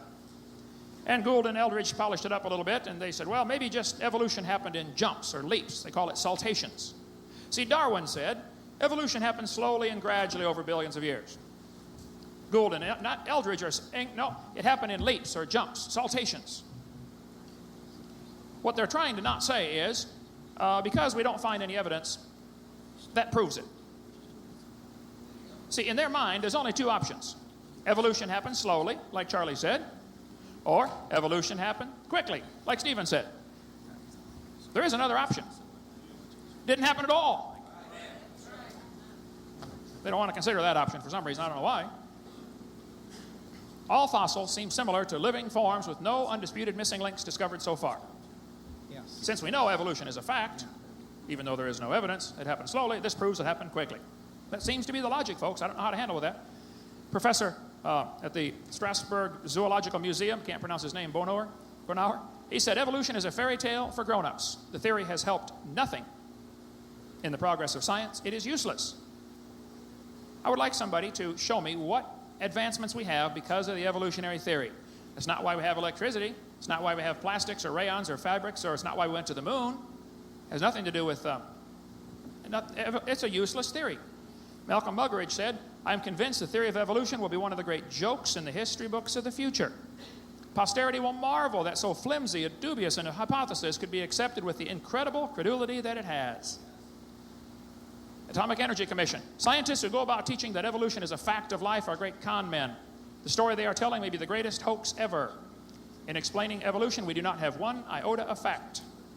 Charles Darwin said, "To suppose that the eye could have been formed by natural selection seems absurd." But the textbook says the complex structure of the human eye may be the product of millions of years of evolution. They tell the kids, boys and girls, you might better understand how the eye might have evolved if you can picture a series of changes. See, it all takes place in the mind. Macroevolution only takes place in the imagination. We don't find any fossil evidence. We don't find any experimental evidence. It is purely a religion, and I think a silly one. But again, if somebody wants to believe that, that's fine. Just don't put it in our school system. The Bible says God formed the eye. 1 square inch of the back of your retina has 137 million light-sensitive cells. Now, how'd you like to be the electronics engineer and have to wire that thing up in 1 square inch? My daddy did. He's pretty smart, ain't he?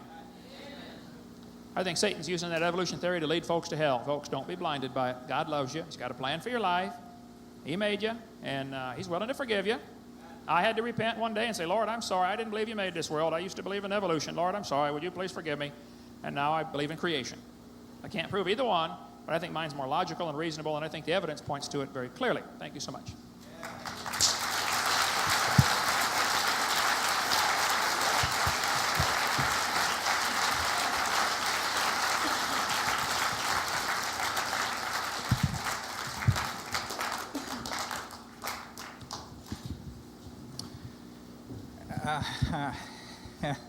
I'm beginning to sense why I drifted away from Christianity many years ago from that.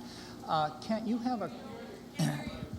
have a copy of The Origin of Species, I think. Can I?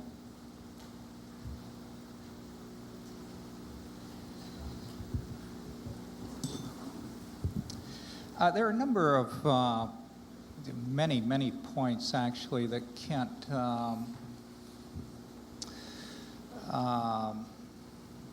raised that I'd like to speak to.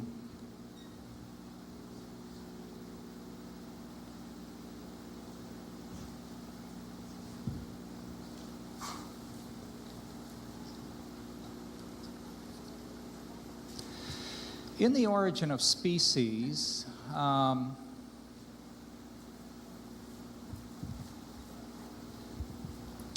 there's an interesting passage, and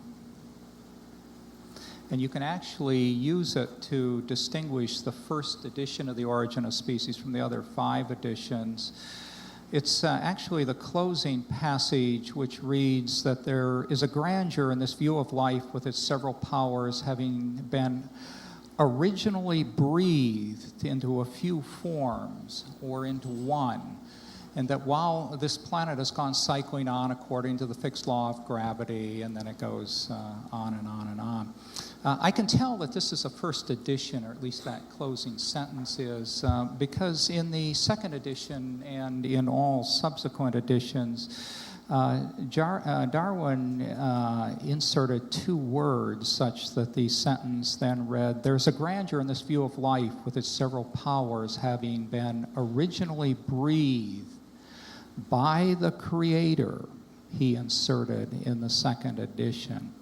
And I mention this only to make the point that evolution is not a theory about the origin of life in any strict sense of the word. To Darwin and in its strict sense, the theory of evolution by natural selection as articulated by, as developed by Darwin and as articulated by evolutionary biologists like myself, is a theory of the diversification of life beyond its origin. And in this sense, and I mention this because I know there are a lot of people of great deep faith in this room, that you don't want to confuse those two issues. The theory of evolution is not denying the existence of God. It doesn't say anything about the origin of the universe. It doesn't say anything about the origin of matter. It simply doesn't. You're being misled. And it's been my experience in teaching at Wayne State that a large percentage of my students in evolution are actually fundamentalists of one form or another. Not only Christian fundamentalists, but Jewish fundamentalists and Islamic fundamentalists as well. And we talk a great deal about this, and the overwhelming majority of them find that they are able to integrate science, to include evolution into their own religious experience and into their own interpretation of Genesis. And sometimes they have very, very elegant interpretations of Genesis, which seem to me as sound as the very strict interpretation that Kent gives it. So don't be confused by that issue.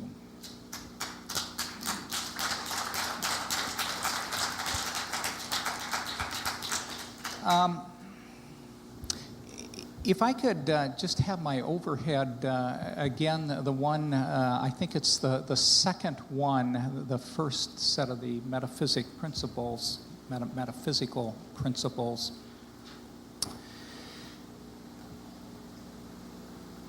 And it's the one that reads that scientific theories must be testable, and to be more explicit, they must be falsifiable. And this idea, not only of testability, but falsifiability, is the great advance in the philosophy of science in the 20th century. The idea is usually attributed to Karl Popper, who died just a few years ago.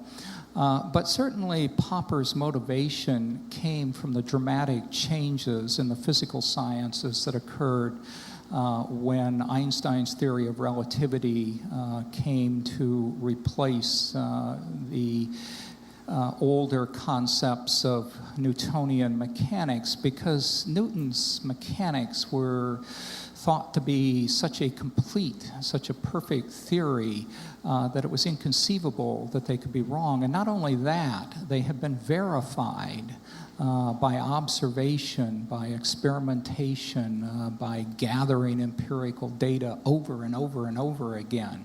And yet, they proved to be wrong. And hence, there was this dramatic shift in the philosophy of science, the realization that there are theories that could be wrong, that make predictions that are correct. In biology, one theory we often look at in competition with Darwin's theory of evolution is a theory developed by Jean-Baptiste Lamarck, which is based on the idea of spontaneous generation of animals of life from non-life, and the inheritance of acquired characteristics, and then a strange sort of internal vitalistic driving force. And Lamarck's theory makes many, many, many predictions that are borne out. It has much the same prediction set as Darwin's theory does. But it also has some problems, some shortcomings, specifically experimental evidence where characteristics experiments were done, particularly by August Weismann in the 19th century, where he cut off rats' tails and did experiments like that and demonstrated that that genes genes do not acquire characteristics derived from the environment. That is, acquired characteristics are not transmitted to the next generation. And so Lamarck's theory was falsified, even though it makes many, many predictions. It explains much. So what we need to do if we are to consider Genesis as a scientific hypothesis is to explore how it can be falsified. That is the essence of science. What sort of predictions does it make that we could test against empirical data and either corroborate the hypothesis or falsify it? And one of those predictions, at least in Kent's interpretation, is that the Earth is 6,000 years old. Now, if that were the case, we would have found that to be the case using radiometric dating methods. When we do that, we find that the oldest rocks on Earth are something of the order of 3.8 billion years, not 6,000 years. And even here in Michigan, we have bones that we can carbon date that are more than 6,000 years old. And so I don't see how, within the scientific methodology, one can say that creation as a theory is anything but falsified. Now, we could carry that further, but in order to do so, we would have to make the Genesis hypothesis more precise. And one of the terms we've got to pin down is this word, this term, kind. What is a kind? And I put that question to Kent right now.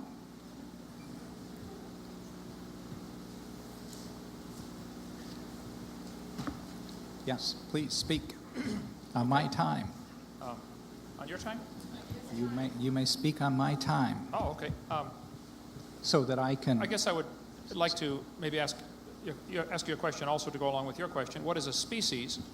A wolf and a dog are classed as a different species, yet they are interfertile. We have Canis lupus, Canis domesticus, so there's never been a good solid definition of species either. I would say the average 5-year-old could tell you if two animals are in the same kind. For instance, if you get a horse and a zebra, they're probably the same kind of animal. But a horse and a banana are not. So I think it would go back to the micro-macro evolution. All we've ever observed is animals bringing forth after what anybody of average intelligence would consider the same kind. A Great Dane and a Chihuahua, though they're very different, are still the same kind of animal. So I can't give you a solid definition of the word. I can tell you things that obviously are not the same kind, the horse and the banana. And I can tell you that the evolution theory does say the horse and the banana came from a common ancestor, and I can say that's not science. But it seems to me that if God created kinds and revealed this in Genesis, that it should be known with sufficient precision that you'd be able to begin to state some of the properties. Specifically, what I'm looking for is what the genetic boundaries might be. For example, it is problematic with domestic dogs, and particularly their relationship to wolves. And the thinking is right now that actually dogs are wolves. The genetic data for a very close relationship of dogs to wolves is simply compelling. And coyotes are not much more distant. So would you consider those distinct species? Where would you put an animal like a dingo in relation to those, or a hyena, for example? Are they a distinct kind, or are they the same kind? And how can we delimit these boundaries so that we can begin to test whether it's plausible that there were distinct creations of these. And as I said earlier, it's essential that the theory be elaborated in a sufficiently precise way that we can make these tests. And let me speak actually to this issue of what is a species. This is my area of research, and to be honest with you, I don't know.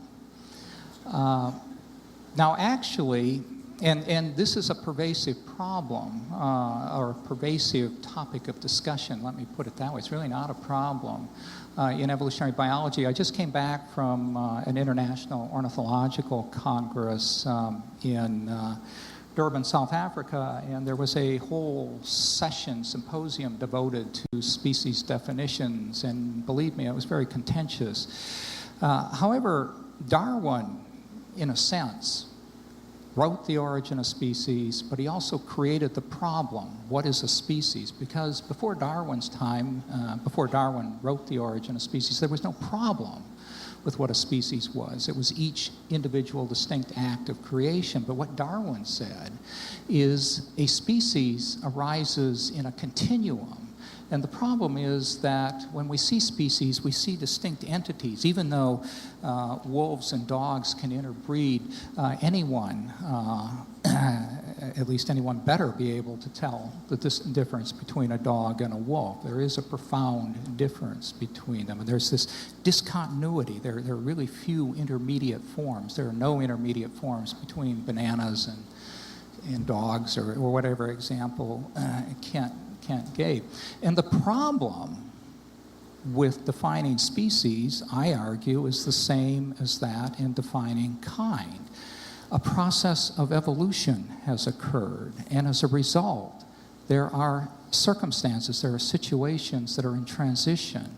One of the groups of birds that I work on, the flickers, the red and yellow shafted flickers of North America, are a prime example of two entities that were recognized as distinct species. They were described as such actually, I think by Linnaeus, and certainly recognized as such by Audubon. And then suddenly, one day, there was a small hybrid zone found on the Great Plains, and it was found that they interbreed. It's a case where they are in the process of speciation, and this is why evolutionary biologists have a difficult time defining species. There are these intermediate situations.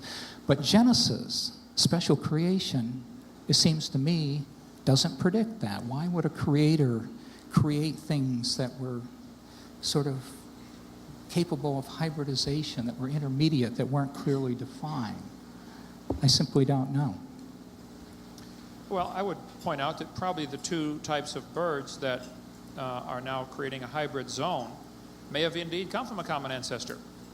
It was a bird.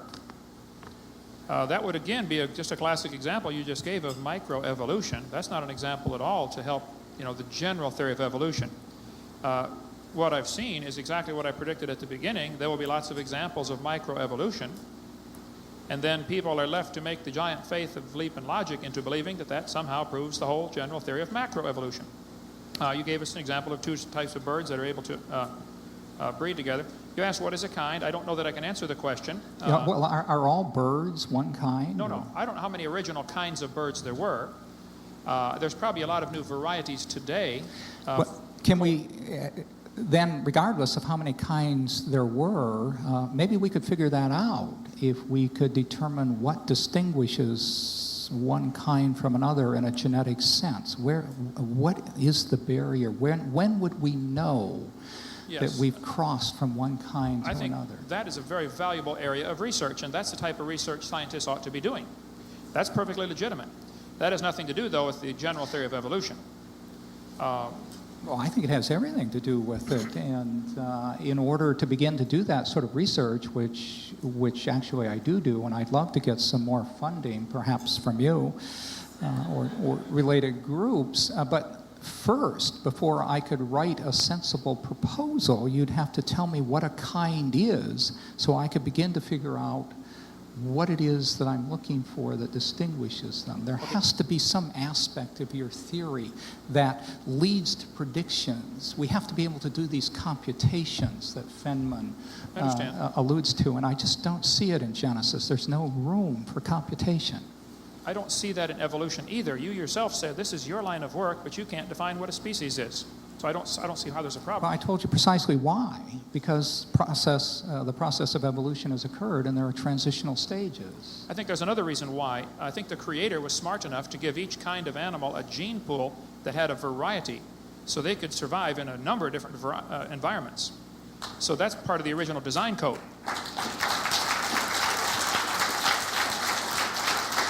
Well, if that were the case, why did he shortchange the cheetah, which is a large African cat, which at first blush would look to be marvelously adapted? It can run at a speed of something close to 70 miles an hour, but it seems to have virtually no genetic variation in its population.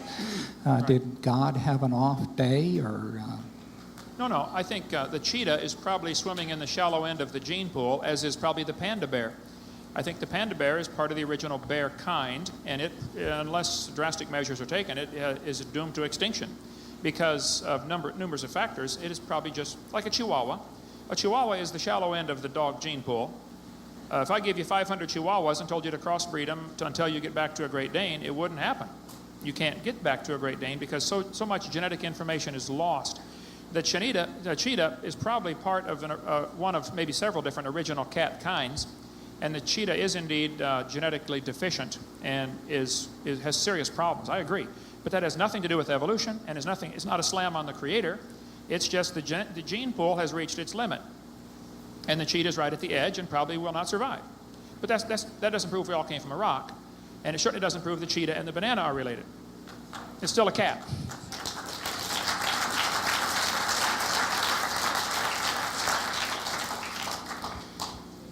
I'm really struggling to see the connection between those things. But I want to bring you back to giving me something about the nature of kinds that would allow me to distinguish at the genetic level. Okay, would you say that a goldfish and a carp are the same kind of animal? I don't know what a kind is. Would you say are they the same species?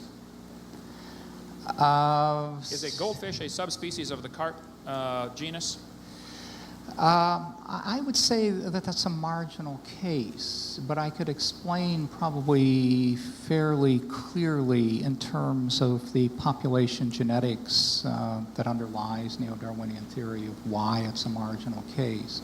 I point out also that species is not an essential concept in neo-Darwinism. It's more a concept of convenience, whereas kind is an essential concept in the Genesis hypothesis because that's what God created.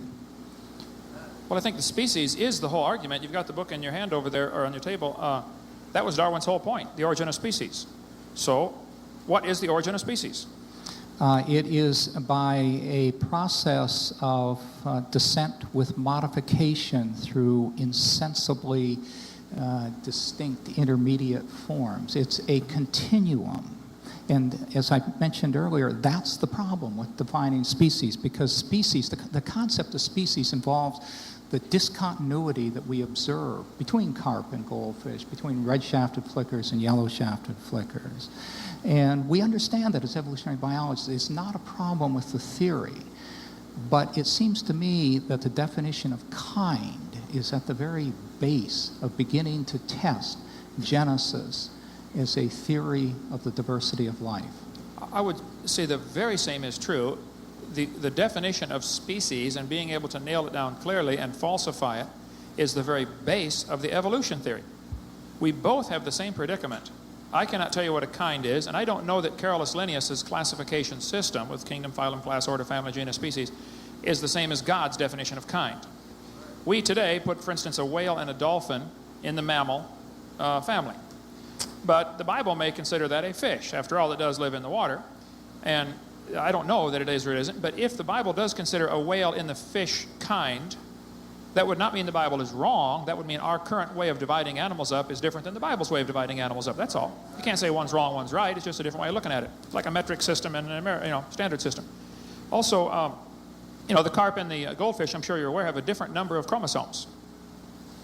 Right. The goldfish is a tetraploid, as I recall, relative to the carp. And the goldfish is... And I might add that there are actually a number of cases among animals and many cases in plants where species, and I'm going to begin to put that in quotes, have different chromosome numbers and yet hybridize Sure. to some extent. And again, we understand how they can do that. And, oh, yeah, I taught biology, I understand.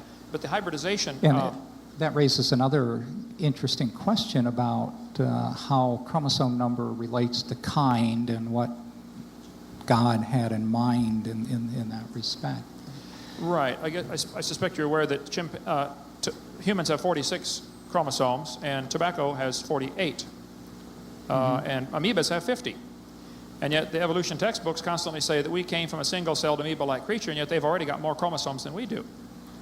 They're ahead of us, not behind us. No, whoa. Actually, I don't even know what species have the most chromosomes, but it's certainly not related to phylogenetic progression. I know of no evolutionary biologist that makes that claim. I agree. No evolutionary biologist makes that claim because the data is so against the evolutionary theory. I've got a chart. No. Because when we reconstruct phylogenies, which show the order of evolutionary progression, and then we map chromosome numbers on them, there is not a progression. It's not because it's inconsistent with evolutionary theory. So don't you see how that the assumption that evolution has taken place is the underlying philosophy for how you interpret the evidence? Your theory drives your research instead of the research investigating or throwing out the theory. You have it backwards. Yeah, in fact, this was the point you were making when you made the fallacious statement about the freshly frozen dinosaur specimen from Antarctica.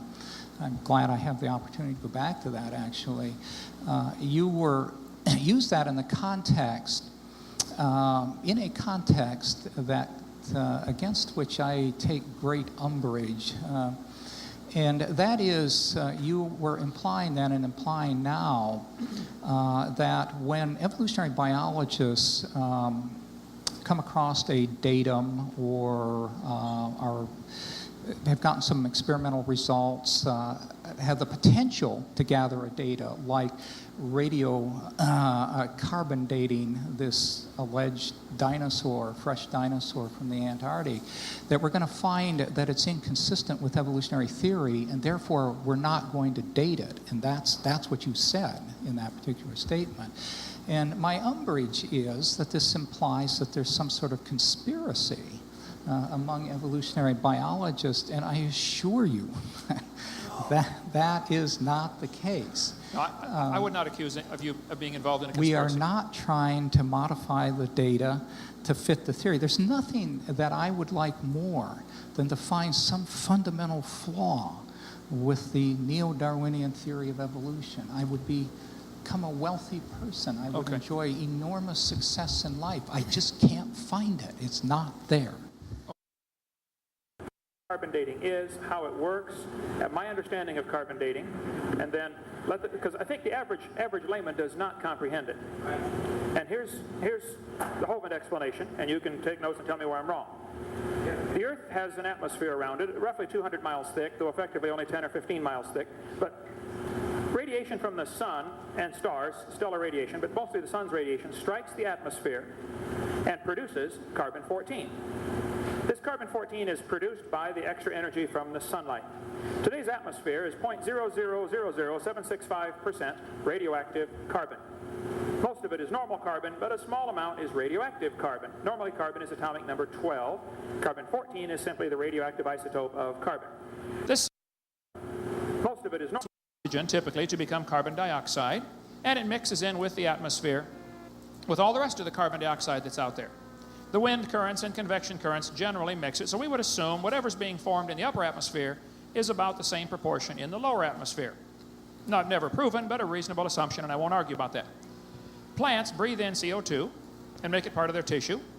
Animals eat the plants and make it part of their bodies. So the assumption is that whatever ratio of carbon-14 is in the upper atmosphere would be the same that's in the plants and in the animals. Probably a reasonable assumption. I won't argue with that. Radioactive carbon-14 compared to normal carbon-12 is the ratio that they're looking for. So they assume that the amount in the atmosphere is the same ratio found in plants and animals. When the plant or animal dies, it stops taking in new C14. Stops breathing, stops eating. Whatever it has begins to decay. And half of this carbon-14 is going to decay every 5,730 years, roughly. Some might argue about the number, but it's the concept I want you to get. Some say 5,690, but 5,630 is close enough. Half of the carbon-14 is going to decay, fall apart. So, by comparing the amount of C14 in the object being dated with the amount currently in the atmosphere, it can be determined how long the object has been dead. This all sounds good, except it's based on several assumptions that throw the whole thing off. If I told you to fill a barrel with water, but I had drilled holes on the other side of the barrel, so as you reach up a certain point, it starts to leak out. You're adding it, and it's leaking out at the same time. This is a good analogy of how carbon dating works. The sun produces it, and radioactive decay takes it out. At some point, when you're filling the barrel, you're going to reach a stage called equilibrium, where you're filling it and it's leaking at the same speed, and you will never fill the barrel. Well, Willard Libby, University of Chicago, and others have done lots of studies. He's the one who invented carbon dating, got a Nobel Prize for it in '53. The sunlight producing carbon-14 in the atmosphere and the decay taking it out should at some point reach equilibrium. So the studies came back where the result was that probably if you took a brand new Earth, created it from scratch, stuck it out in the solar system, let this process begin, sunlight producing it, decay taking it out, it would take about 30,000 years for the atmosphere to reach equilibrium. Well, the atmosphere is still not in equilibrium. C14 is increasing in the atmosphere. There is more now than there was 100 years ago or 50 years ago when they first tested it. So that proves carbon-14 is a great proof the Earth is less than 30,000 years old because it is still not in equilibrium. Today, the calibration curve for carbon dating, you get about 16 clicks on your, this is a rough analogy here, about 16 clicks per minute per gram of C14. If you waited 5,730 years, you would expect to get half that amount, or 8. If you wait another 5,730 years, you would get only 4 clicks per minute per gram, and you would assume the object is 11,400 years old. Theoretically, it never goes to 0, but the line diminishes to where it's unmeasurable after 30 to 50,000 years. You just can't measure it because the line's basically straight. So I agree, if it all works right, you would get 30 to 50,000 years able to measure with carbon-14 dating. Problems, serious problems associated with this, and we can talk about all the other dating methods if you'd like, but if you walked into a room and found a candle burning on the table, and I asked you the question, when was it lit? You say, I don't know, it was burning when I walked in. Well, we can do some things to this candle that are called empirical science. Hard, testable, nobody's going to argue with you, science. We can measure the candle. Let's suppose it is 7 inches tall. We get all the scientists in the world, we all measure it with incredible, precise instruments, and we all agree it's 7 inches tall. How long has it been burning? Anybody know? I won't tell you, will it? Let's do some more empirical science. Let's measure how fast it burns. Let's suppose after extensive testing, we all agree it's burning 1 inch an hour. Nobody's going to argue with the fact. Now, who can tell me how long it's been burning? 4.3 billion years. Correct. You got it. When was it lit? You can't tell me unless you're willing to make a few assumptions. Now, here's the assumptions. How tall was it? We have no idea. Has it always burned at the same rate? We have no idea. With carbon dating, we know how much carbon's in the object. That is measured very precisely, almost down to the atom. I don't argue with the ability to measure the C14 in a fossil. I don't argue with that. That's probably very correct. But they're assuming how much was in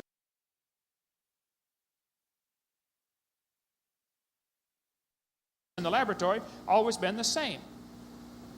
Has carbon-14 always decayed at the same rate? You mentioned several times this afternoon about potassium-argon dating. There have been numerous examples where potassium-argon dating has been shown to be wildly wrong. Hawaiian volcanic lava. I was just there a few weeks ago. 1802, the volcano erupted. They potassium-argon dated it at 3 billion years old, I believe, or some great wild number like that. See, the Bible teaches the earth used to have a protective canopy of water above the atmosphere. This is all gone. It fell down. It's in the oceans today. I can't prove this. This is part of the creation theory. This water would filter out radiation and prevent the formation of most carbon-14. So since our calibration curve today starts at 16, what if they started with 2 before the flood? If they only had 2 clicks per minute per gram of carbon on their Geiger counter from carbon-14 before the flood, we would dig them up 4,400 years later and assume they started at 16 and went from 16 to 8 to 4 to 2 to 1, when actually they went from 2 to 1. They're only 4,400 years old, but we think they're 40,000 years old, which is why they get so many wild dates. Here's the documentation if you want to check this out. Living mollusk shells dated at 2,300 years old. Science, volume 141. Freshly killed seal, carbon dated at 1,300 years old. Just killed it. Shells from living snails, carbon dated 27,000 years old. 1984. One part of the Valasovich mammoth, carbon dated 29,000 years old. Another part was 44,000 years old. How old was that mammoth? One part of Dima, the baby mammoth that was found dehydrated, carbon dated at 40,000 years old. Another part was 26,000 years old. And the wood around it was 10,000 years old. 3 different dates. This is talking about the same location. The lower leg of the Fairbanks Creek mammoth had a radiocarbon age of 15,380 years, while the skin and flesh were 21,300 years. How old was that mammoth? When did it die? 2 Colorado Creek mammoths had radiocarbon ages of 22,000 and 16,000, both in the same creek next to each other. So if someone wants to hang all of their eternity on the idea that carbon dating proves the earth is billions of years old, that I would highly recommend you not do. Carbon dating, though it is an interesting concept, is based on several obvious fundamental assumptions. How much was in that object? If the Earth's atmosphere today contains 16 clicks per minute per gram, you don't know that it's always had that. Matter of fact, we know that it hasn't always had that. Just in the last 50 years since they've measured it, it's increasing. Carbon dating, I think, is an excellent proof that the Earth is not billions of years old, and it's proof it was recently created. It has not yet reached equilibrium. They get wild dates from these, and I can tell you from experience, the dates that they choose to publish are the ones that fit the evolution theory. I don't know about a conspiracy. I don't know if there's a smoke-filled room of professors who are deciding to support evolution, but I think there is a conspiracy with Satan versus God. And I think Satan wants people to believe his lie, that evolution is true and how we got here, so they won't find the Savior. And I must apologize, Dr. Moore. You mentioned that, I don't know if anybody caught the comment, the first thing you started with, this is why you drifted from Christianity years ago. If my demeanor has come across as offensive to you, I do apologize. This subject is near and dear to my heart, and I do get very emotional about this, and I'm sorry. You are not the enemy, okay? I would love to see you converted. I told you that on the phone.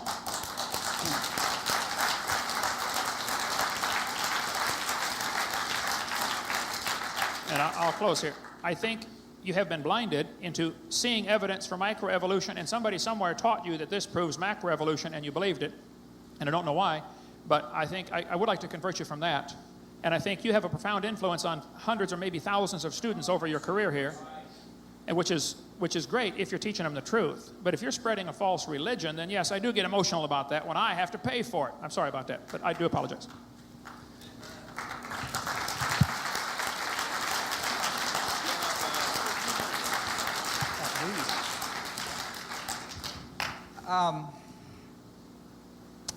Let me just start by just talking a little bit about radiometric dating, but I want to do so in a little bit more general sense. And that is that carbon dating is actually one of several methodologies. It's the one that's used to date most recent fossil remains. And it is based on concepts of radioactive decay and the atomic theory, which tell us, among other things, that decay rates are constant, and this has, of course, been tested experimentally jillions of times, I suppose. But let me come back to the example that I cited earlier, the moon rock that was divided into 9 samples and sent to 9 different laboratories, which really wasn't. You can't hear me? When you read those 9 papers, and mind you, I'm not a geophysicist, but I do read the papers as someone who knows the scientific method. I know a good scientific paper when I see it. That first of all, this was sort of an odd set of papers in that they were the first reports of lunar rock dates. And one of the interesting aspects of it was that the papers came out of a conference that was held where each of the authors came to the conference with their manuscript written, with their specimens dated, and they hadn't seen one another's data prior to that they came blind, essentially. It was a blind experiment. And there was more than one specimen, of course. There were some number of kilograms total and a large number of specimens dated in the 9 different laboratories, usually by several methods in each laboratory. And if you read those papers, as I do as a scientist but not a specialist in the area, there is a striking consistency in the dates that come out of them. And that is that there were 2 populations of rocks collected, essentially. One dates at about 4.6 or 4.7 billion years, and the other somewhat younger, around 3.6 or 3.7. And the interpretation of the lunar geologists of this was that the older date, 4.6, represents the age of the formation of the moon, the original formation, and the younger date represents the time of the formation of the Sea of Tranquility, where the stones were collected. But the overwhelming sense I had was that the conclusions were really remarkably consistent. And if you go to the library and read the literature on radiometric dating, first of all, be prepared to spend a lot of time there. It's a huge literature, and it's very complex. And it'll take you a long time to work your way through it. But it is remarkably consistent, the dates that come from different methods. It is also true that there are bogus dates, and in most instances, it's known precisely why the dates are bogus. Radiometric dating of almost virtually every sort does not work well with metamorphic rocks, for example, the potassium-argon method. And that's because as the rock metamorphoses, the argon escapes, and you end up with a bogus date. In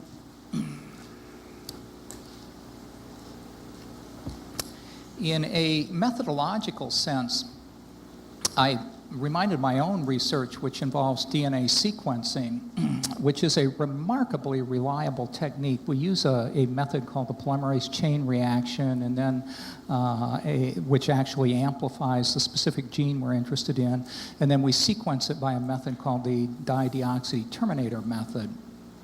And we take extraordinary precautions when we're in the laboratory. First of all, it takes a long time to reach the level of technical skill that allows you to do this. It takes, our students have completed their undergraduate work. They're usually well into their doctoral programs before they begin to sort of come to grips with the theory of this. But in any event, the results we get are very reliable. But occasionally, we get a bad sequence. And the reason we get a bad sequence is that the polymerase chain reaction, which was used, I would imagine, to sequence Monica Lewinsky's dress, among other things, is a remarkably powerful method. It starts out literally, or can, with a single gene and amplify it up to a concentration where you can actually do chemistry on it in the laboratory. And as a result of that, it is easy to contaminate a sample. This is what a lot of the argumentation in the O.J. Simpson trial swirled around, was the potential of contamination of the polymerase chain reaction. And in my own area, I can even point to 2 or 3 examples in the literature published in scientific journals of bad sequences. It happens. It's just the way technology is. But that doesn't mitigate the fact that overwhelmingly the polymerase chain reaction works, and it proved to be the smoking gun evidence, as you know, for Bill Clinton. So the same argument in the broader philosophical context, when you look at the philosophy of science, applies to all the dating methods. If you take the science seriously, if you trust the scientist to the extent that I trust any scientist, it's just overwhelming that radiometric dating works, and the Earth is an awful lot older than 6,000 years. One final comment I want to make with regard to radiometric dating. As I mentioned to you, I'm an evolutionary biologist, a geneticist. I'm not a geophysicist. Kent is a science educator. His degree is in science education. To my knowledge, he does not publish scientific papers. Is that right? Do you publish scientific papers? Do you work in the laboratory, or? Your question is, have I published scientific papers? Yeah. Do you work in the laboratory? Have you? Oh, no, sir, no. Yeah. In my case, if you take what I say about radiometric dating, you should take it with the understanding that it's coming from someone who looks at it at a secondary level, and the same would be true for Kent, that in effect you're listening to 2 charlatans talking about an aspect of science that neither of us knows in sufficient detail to really be talking about it like this. That point, I want to return in the few minutes I have left. We keep wandering away from my efforts to find something within the book of Genesis that would lead to a testable prediction. And what I'm thinking is, and I hope I'm not beating a dead horse or a dead dinosaur, so to speak, but I want to return to this idea of what a kind is, because again, if we could determine what that is, and if we are willing to concede that microevolution occurs, which would allow some diversification within kinds, we could actually do a survey of the animal or plant kingdoms, or the bacterial kingdoms for that matter, and we could determine whether the genetic diversity between kinds, between species, within species, was consistent with the prediction that we derive from the Genesis hypothesis, and therefore we could test it. So I have to return to this. And before I do, if you'll just hold that thought and try to respond to that. Another test that comes to mind concerns genetic diversity. There's a well-known phenomenon in population genetics and evolutionary biology that when a population is reduced to a small size, that much of the genetic variation in the population is lost. And this is thought to be the explanation of the very low genetic diversity among cheetahs, and you can do experiments in the laboratory with Drosophila that demonstrate this very clearly. It is the case, and Genesis is fairly clear about this, that in the flood of Noah, that species pairs were put on the ark 2 by 2. Actually, there's a distinction between clean animals and unclean animals, and I'm not sure what that is, but unclean animals were brought on 2 by 2, and yes, clean animals, I think in pairs of 7 or 6 or something like I don't remember exactly. And that with regard to the human population or human sample on the ark, there was Noah and his wife, his 3 sons and their wives. Now, this is a population bottleneck, which, according to the Genesis hypothesis, occurred 4,000 years ago. And among other things, it would mean that there was only a single Y chromosome, that is Noah's male sex-determining chromosome. And I haven't done the calculations exactly, but we could. I mean, we could actually test this hypothesis. We could calculate how much genetic diversity there should be in modern populations, applying the uniformitarian principle of science, which I claim is essential if you're doing science, which would be to base it on mutation rates that we measure in the laboratory. And we could calculate what the genetic diversity of human populations ought to be. And where we want to look first, as I said, is at the Y chromosome, then the mitochondrial genome, because it's transmitted only through the females. We'd have even a smaller bottleneck there. And then we would want to look at the nuclear genes. But I claim, without having the data in hand, that the genetic diversity in human populations vastly exceeds a bottleneck of that sort. If we had really gone through the Noachian bottleneck, then heart transplants would not be near the problem they are today. The problem with all tissue transplants, heart transplants, liver transplants, has to do with the enormous diversity of the major histocompatibility genes. There are more histocompatibility alleles then it seems plausible could have come through that bottleneck. And not only that, there are histocompatibility genes within humans that are more similar to histocompatibility genes within gorillas than they are to other histocompatibility genes in humans. There's this enormous diversity, and I don't understand how that could have come through the bottleneck of that size. So I want you to address the problem of defining kinds such that we can look at how genetic diversity ought to be partitioned between kind species and within species, and then address this problem of the seemingly excessive genetic variation. Okay, I'd be glad to do that. We've got quite a few questions have come in, right? Yeah, if you don't mind, we appreciate all that you all have done, and we all enjoyed it very much. Like maybe we give them all a big hand.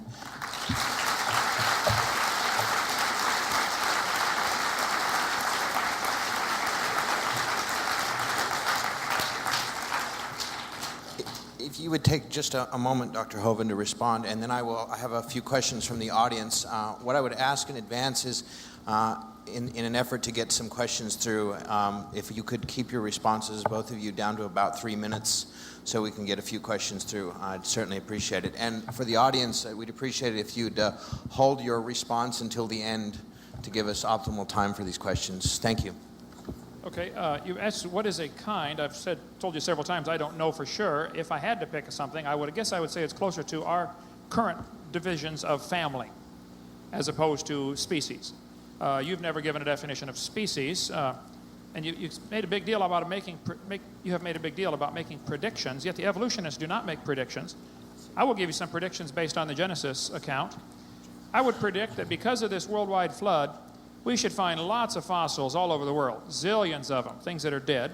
We should find layers of coal and natural gas and oil from the plants and animals that were buried in this flood. We should find sedimentary rock over most of the earth. We should find fossil seashells on top of major mountain ranges all over the world. That's a prediction, which obviously is true. I mean, everybody knows, that's the way it is. So I think that's a reasonable prediction from Genesis. You mentioned about Noah taking species on the ark. I didn't use the word species, and he didn't use the word species, and God didn't use the word species. God says 2 of every sort and 2 of every kind. Sorts and kinds are the only words used to describe these animals. So your whole effort seems to be to try to box somebody into a corner to make a definition of kind when you're not willing to do that on species. And then if somebody did make a definition of kind, like I said, okay, if I had to, I would say probably more like a family, you will then devote enormous amounts of research to determine how that could be wrong, and yet you won't devote the same amount of research to study how your idea could be wrong of evolution. It's very one-sided here. It seems to be more anti-creation than it is pro-science. I would point out, as far as the bottleneck of coming through Noah's family at the flood, all of us coming from a rock is an enormous bottleneck, which is what the evolutionist ultimately believes. We all came from a single common ancestor. You talk about a bottleneck, that's just simply not possible. You mentioned about the carbon dating. You may be aware that when Richard Leakey found the skull, KNM ER 1470, found 1972, it looked like modern humans, but it was found under the KBS tuft. Now, the KBS tuft had already been dated by potassium argon dating from Nature magazine, April 18, 1970, page 226. It had been dated at 212 million years old. This date had been verified several different ways. Everybody accepted the date of the KBS tuft at 212 million years old until they found the human skull underneath. The only way they knew the potassium argon date was wrong was the fossils didn't match the theory. So evolution, assumption, was the driving force to change the date of the KBS tuft. It was dated numerous times. There's quite an article about it in here. 10 samples were dated and ranged from 0.52 million to 2.64 million, a wide range of dates, and there's all the data right here. I'll be glad to I'll let you see this afterwards. So I think it'd be a false characterization to say that carbon dating is consistent or that anything about it is consistent. The theory of evolution and the assumption of how old the thing should be based on the layer it's in, that drives the consistency, because only the dates that agree with the theory are published. Well, that's not science. That's they did the same thing in the Soviet Union. Find a teacher 10 years ago, and get a teacher and put him in the Soviet classroom 10 years ago. Have him stand up and say, "Boys and girls, I don't think communism works. I think capitalism is a better theory." What would happen to that teacher? Well, he'd be shoveling snow in Siberia if he survived. And I would be willing to make a prediction that if a teacher in this university stood up and said in their class, "I don't think evolution, the macroevolution, is a reasonable theory. I think it's never been observed. It's purely a religion. I think creation's a better explanation for how we got here." He wouldn't be shot or go to Siberia, but he'd probably lose his job. I would be willing to bet the $10,000 you have on the table that wouldn't happen if the faculty member had tenure. Even if he didn't, it simply wouldn't happen. Are you familiar with Dean Kenyon at Stanford University? Dean Kenyon wrote books about evolution. He was a strong supporter of evolution. He got converted and became a creationist. He wrote the book of Pandas and People. They tried to fire him, but he was already tenured. Stanford University, they made him a lab assistant. Call Dean Kenyon and ask him if there's any prejudice against creationists. 10,000.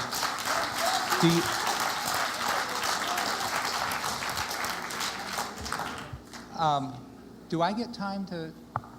If you wouldn't mind, I'd just like to give you 15 seconds. All right. Which again is, I caution you to check the factoids always, mine as well as Kent's. Agreed. And I'd be interested in talking to Dean Kenyon if you'll give me his phone number, email, or address. Sure. And I can give you a list of others who've been censored over creationist teaching. But anyway, let's take some of the questions here. A couple questions from the audience, and once again, just so that we can get a couple of these through, we'd like to ask that you limit your answers to about 3 minutes. The first question is directed to Dr. Hovind. The question is that you keep stating that evolution is a religion. In order to help explain this, could you please give us a definition of religion and explain how evolution fits into this definition? I would say a religion, by that I mean something you have to believe in without any empirical scientific evidence. I guess I would contrast science, things that we can observe, test, demonstrate, with religion as in something we have to believe in, but you cannot see it or observe it, for instance. So I guess that may be a loose definition of religion. Webster's dictionary definition is, a religion is belief in a divine creator or creators that brought the universe into being. So the evolution theory is a belief in how the universe came to be. So it fits all the criteria of a religion with the Webster's dictionary definition. Dr. Moore, a response perhaps at why it is not a religion? The theory of evolution by natural selection is not a religion because it's falsifiable. And it has, even beyond that, it is a valid scientific theory in that it has withstood numerous tests of its falsifiability. I can conceive of data right now that we might gather that would convince me that, or would in effect falsify the theory. And it would have to do with finding this pervasive pattern of homology among genes. Again, when the molecular era, the era of molecular genetics dawned on us, it was conceivable that we would begin to look at genes and that we would find that there was no pattern of relatedness among them. And if that had been the case, I would have given up the idea of evolution immediately.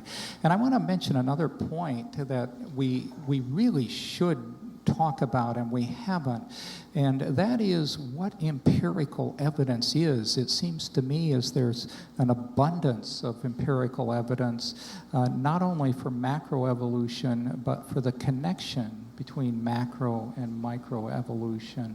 And so in order to say that macroevolution is not a science, or that it's a religion, we need to find out what the empirical evidence is that Kant and other creationists would accept, that would falsify it as a scientific theory and would move it across Popper's line of demarcation from science to religion. It seems to me like the empirical evidence is overwhelming in support of an evolution theory. What you're referring to is in empirical support evidence. of macroevolution in particular. You think there's empirical evidence for macroevolution? Is that what you said? I didn't catch that last. Yes, I think there's overwhelming empirical. Would you please give me an example? Okay. Would you consider humans and chimps two distinct kinds? I would consider humans and chimps two distinct kinds, absolutely. Then why is there this level of genetic similarity between the two?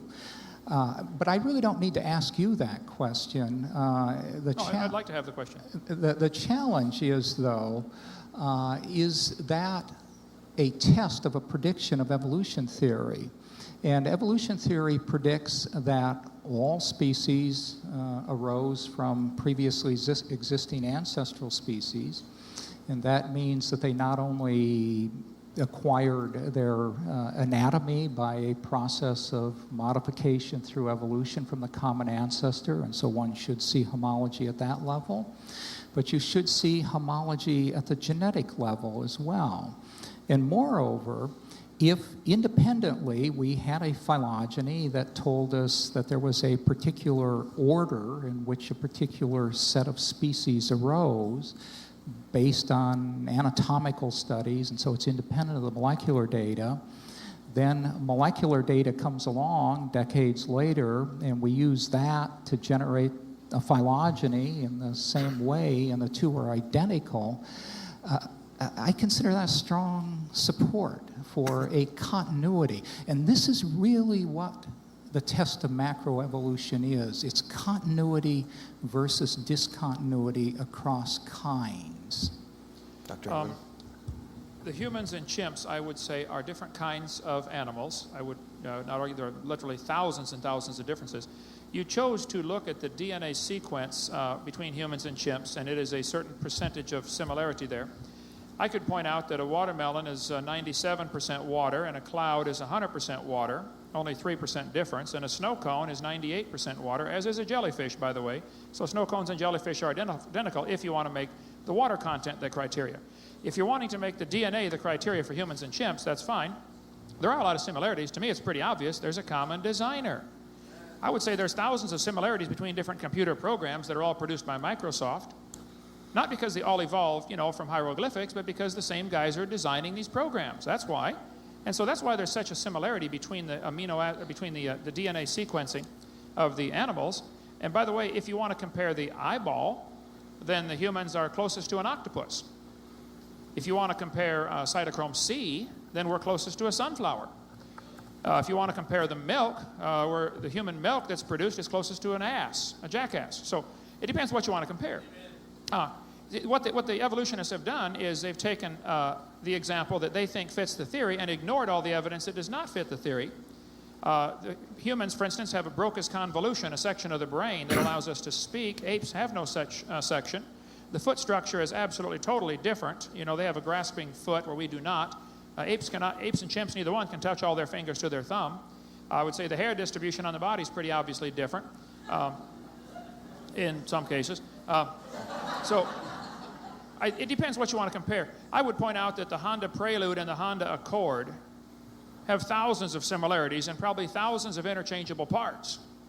But that doesn't prove they came from a Chevy. It proves they came from a same designer. So the evidence you're giving is classic. It can be used just as well as evidence for creation.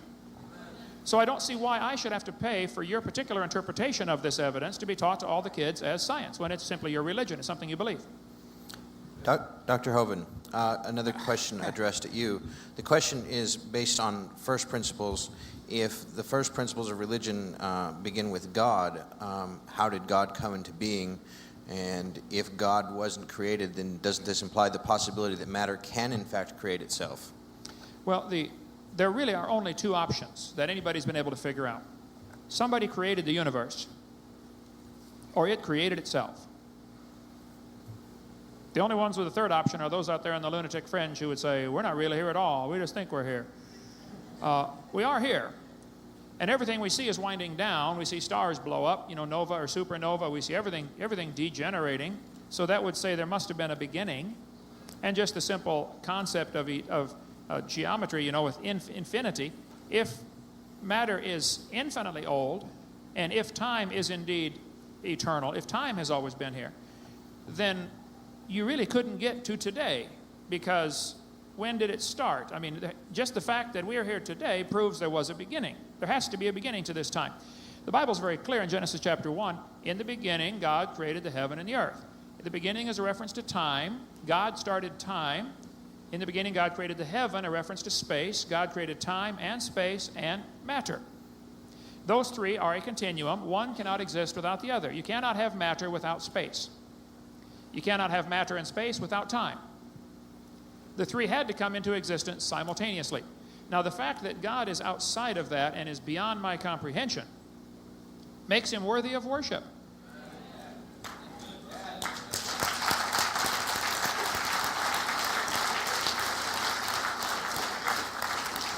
Dr. Morrow, response? My response, I mean, this is a question that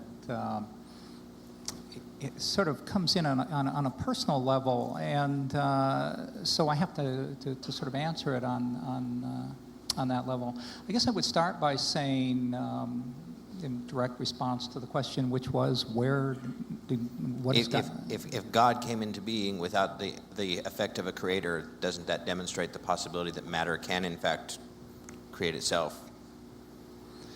Yeah, I simply haven't a clue. I mean, how can anyone know that? And I'm one of those people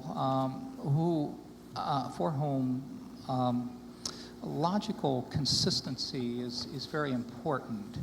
And I am a scientist in my thought processes at home as well as in my laboratory and office. And the nature of God, the nature of the beginning, falls outside of the scientific method. I mean, the science just doesn't deal with that. And because I practice science in my thinking at all times, I'm necessarily an agnostic. It's the only logical conclusion, it seems to me, that one can come to. There's no way of knowing the nature of God. And I counsel those of you who follow our religious faith that you be aware of the diversity of religions, and that many people have very distinct concepts of God and the nature of things than you do, and that somehow, among other things, you have to have come to trust your own belief system and those that are leading you, and I think you should be very, very wary of that. One last question, and then there will be some closing remarks, and I believe we will break for some fellowship. This question was addressed to Dr. Moore specifically, and that is, Darwin essentially believed that given enough time, the fossil record would fill in the gaps, and yet, as we've heard today, that hasn't actually happened.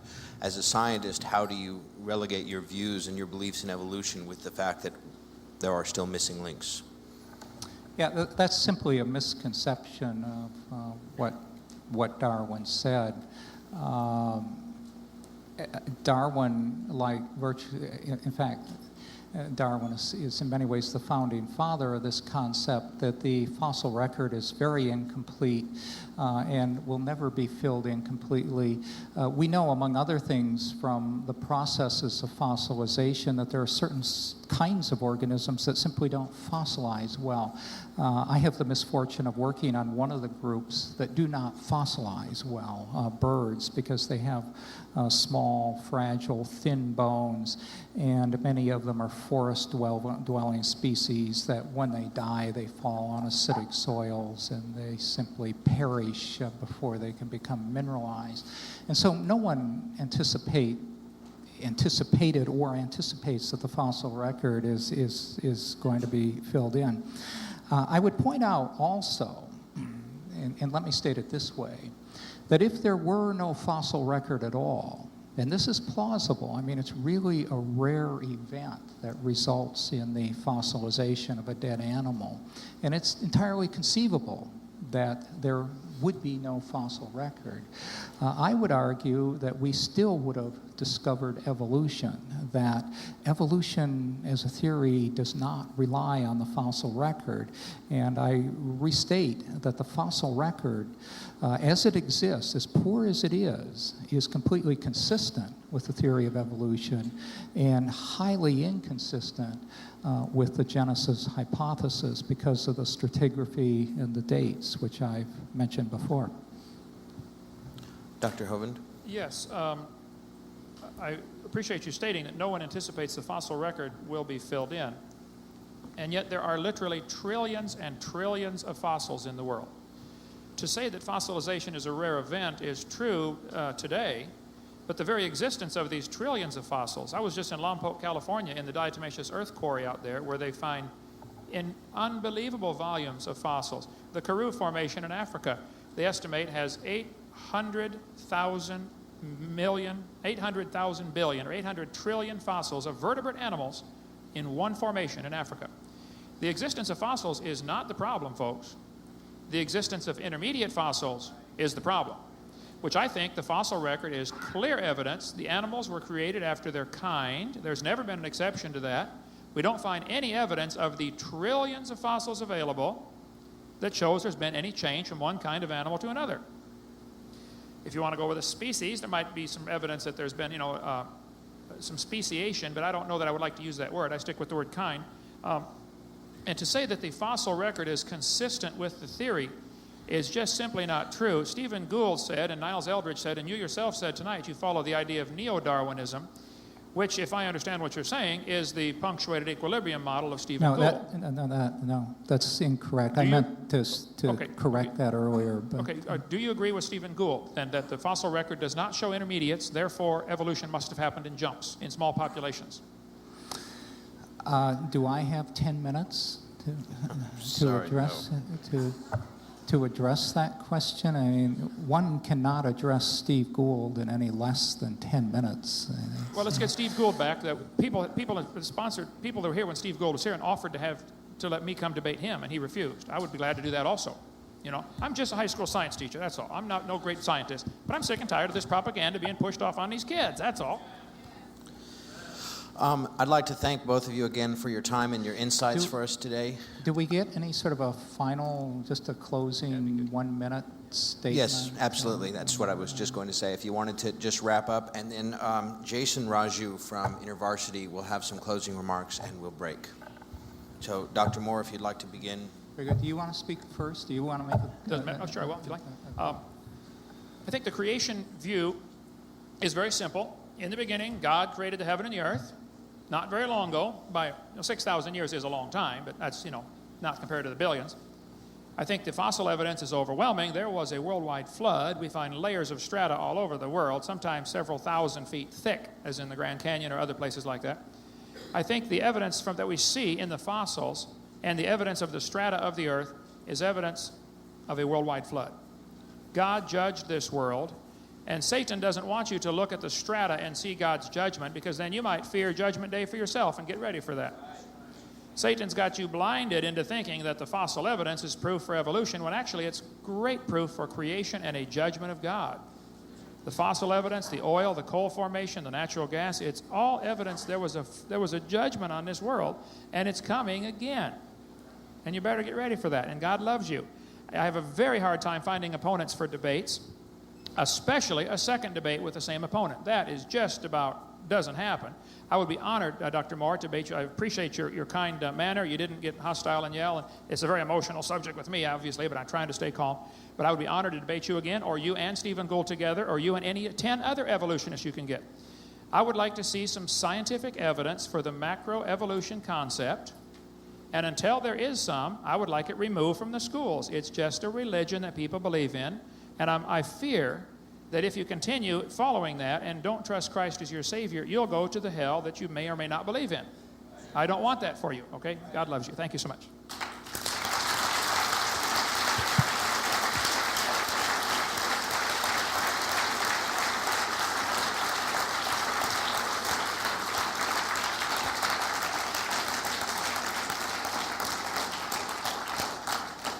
Dr. Moore. Well, I thank you, first of all, for your concern.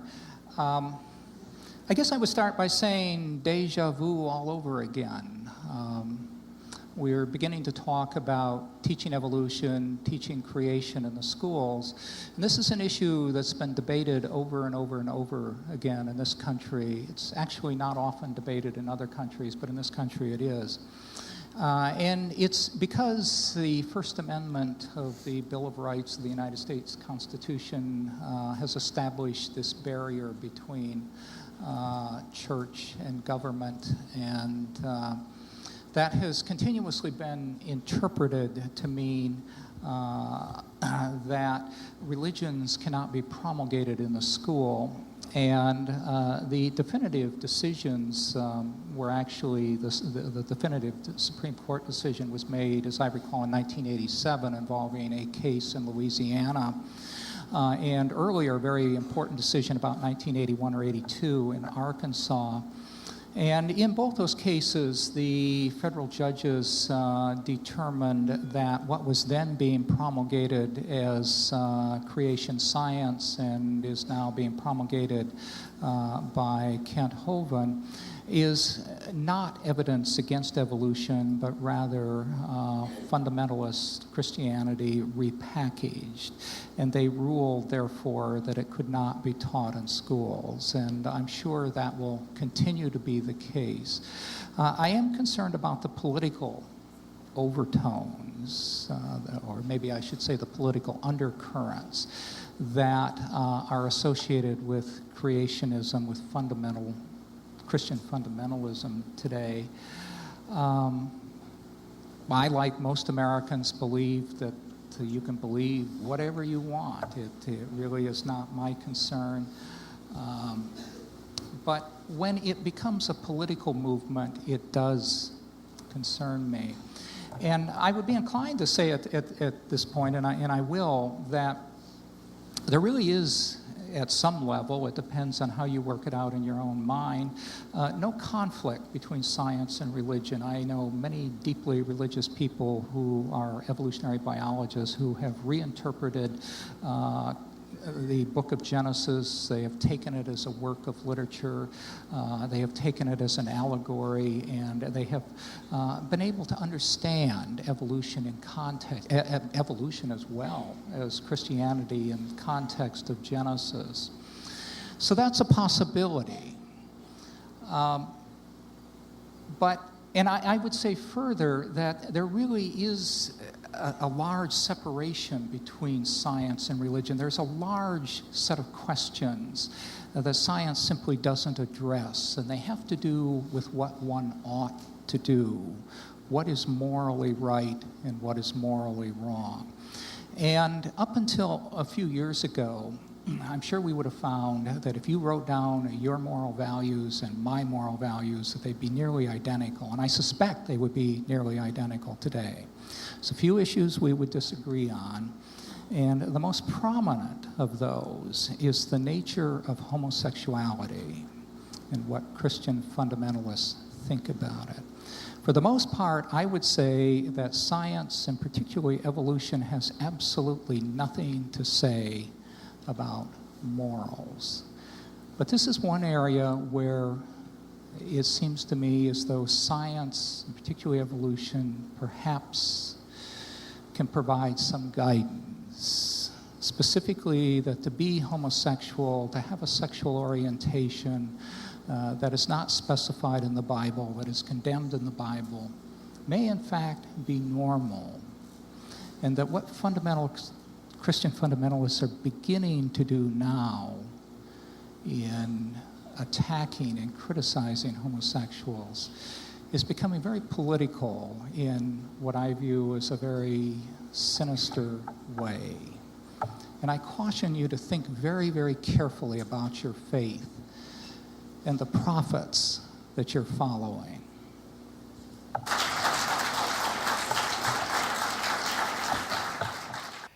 Well, folks, this is where the debate ended.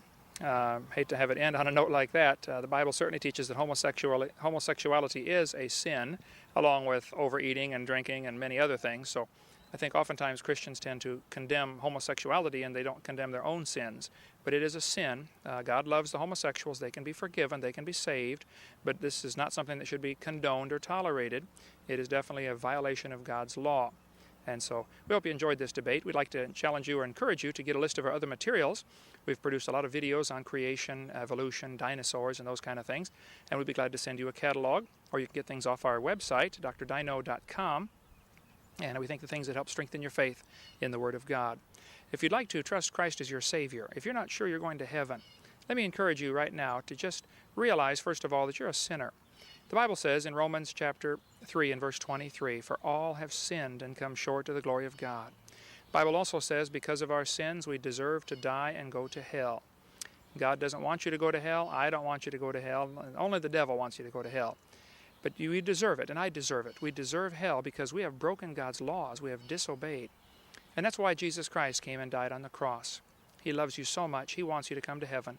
Even after we disobeyed God and left Him and deserted His will for our life, He still came to try to win us back. He died on the cross. His blood is available to pay for your sins if you'll just ask Him. February 9th, 1969, I prayed a simple little prayer. I just said, "Lord, I'm a sinner.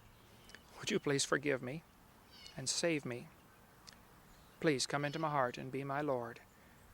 Amen. That's what I prayed in February 9th, 1969. And I've got God's promise I'm going to heaven because it says in Romans chapter 10 and verse 13, "For whosoever shall call upon the name of the Lord shall be saved." If you just prayed and asked the Lord to save you, why don't you call or write or email us and tell us that you gave your heart to Jesus Christ. We'll be glad to rejoice with you. If you'd like to call, I'll be honored to talk with you personally. I'm usually in the office Thursdays and Fridays, and we'll be glad to answer any questions I can to help you grow in your faith. Thanks so much for joining us. Do you want to know more about how to combat the godless theory of evolution? Creation Science Evangelism offers 4 great tools that help strengthen the faith of believers and win the lost to Christ. After 15 years of teaching high school science, Dr. Hovind began Creation Science Evangelism in 1989. We are a ministry that is dedicated to providing tools which will help you combat the evolution philosophy that is destroying the faith of millions every year. The first tool Creation Science offers is their powerful, life-changing video series. Over the last 12 years, well over 1 million videotapes of Dr. Hovind's seminar have circled the globe. They are reaping a harvest of souls for the kingdom of Christ, as well as helping restore the faith of many thousands confused by the evolution propaganda to which they've been subjected. These videos are available in English, Russian, French, Spanish, Japanese, and sign language. The Age of the Earth, first of the 7-part series, teaches that God created the universe about 6,000 years ago in 6 literal days. Could this be true? Can it be scientifically proven that the Earth is not billions of years old? This tape gives solid scientific evidence that the Earth is young and that the Bible is scientifically accurate. How did the environment of the original creation differ from ours today? And how would this allow men to live over 900 years? Can Christians have a good explanation for the existence of dinosaurs? Could some dinosaurs still be alive today? These and many more questions are covered in the second and third part of the series. Evolution has permeated public school textbooks with false and fraudulent information. This video exposes nearly 30 lies commonly found in textbooks. Every public school student, teacher, and school board member needs to watch Part 4 of this series. Find out if you have been lied to in your textbooks. Discover the terrible difference evolutionary beliefs have made in the past as well as in recent history in our video number 5. Dictators throughout time have used their evolution-based philosophies to rationalize their brutal actions. Learn how evolution propaganda is being used today to prepare people for the New World Order. This is just a taste of all the information the 17-hour seminar series has to offer. Also available are college courses that expand on the seminars in great detail. For those who can handle a more confrontational atmosphere, our debate series is just for you. I said, now, Mr. Patterson, if you think the tailbone is vestigial, I, Kent Hovind, will pay to have yours removed. Dr. Hovind has debated a wide range of atheists and evolutionists all over the country, and you're sure to find these 12 debates very exciting. These would be perfect to present to that scientifically minded person who likes to argue their point. Our topical series includes exciting topics like why evolution is stupid, public school presentation, children's video about dinosaurs, the Bible and health, Leviathan, the fire-breathing dragon, and many more. Creation Science also offers a variety of visuals like the longevity chart, which presents the entire lineage of Adam to Joseph as given in Genesis. It's exciting to see exactly how many generations were alive at the same time. Hundreds of books on a variety of subjects, videos on incredible creatures that defy evolution, t-shirts, fossils, and more. Make Creation Science Evangelism the one-stop shopping center for your creation material needs. Our two websites, www.drdino.com and www.dinosauradventureland.com, provide our second tool for evangelism. drdino.com is packed with lots of information, from charts and graphs to articles and frequently asked questions. This is also where you will find more information on all of the products CSE has to offer. Dinosauradventureland.com is great for the kids. They can play lots of fun games and see unusual rides and activities located at Dinosaur Adventureland in Pensacola, Florida. Thousands visit our sites regularly to gain insight into God's creation. The third tool available to you is the live seminars conducted by Dr. Hovind and his son Eric. Since 1989, Dr. Hovind has held seminars and debates in hundreds of churches, schools, and universities in 49 states and 30 foreign countries. His fast-paced, illustrated seminars cover diverse topics, such as evidence for a young Earth, how long Adam lived, dinosaurs living with man, where races came from, radiometric dating, and much more. Our fourth tool is the new, exciting Dinosaur Adventureland. Many thousands have come from all across America to visit our museum, creation bookstore, science center, and theme park, where God gets the glory for science. Our unusual swings, rides, and activities each have a science lesson as well as a spiritual lesson,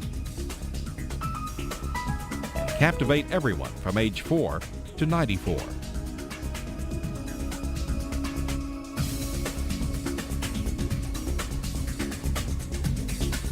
To order material, find out how to schedule a seminar at your church, or get more information about Dinosaur Adventureland, write to us at Creation Science Evangelism, 29 Cummings Road, Pensacola, Florida, 32503. Or call us at 850-479-3466. Or toll free in the U.S., 877-479-3466.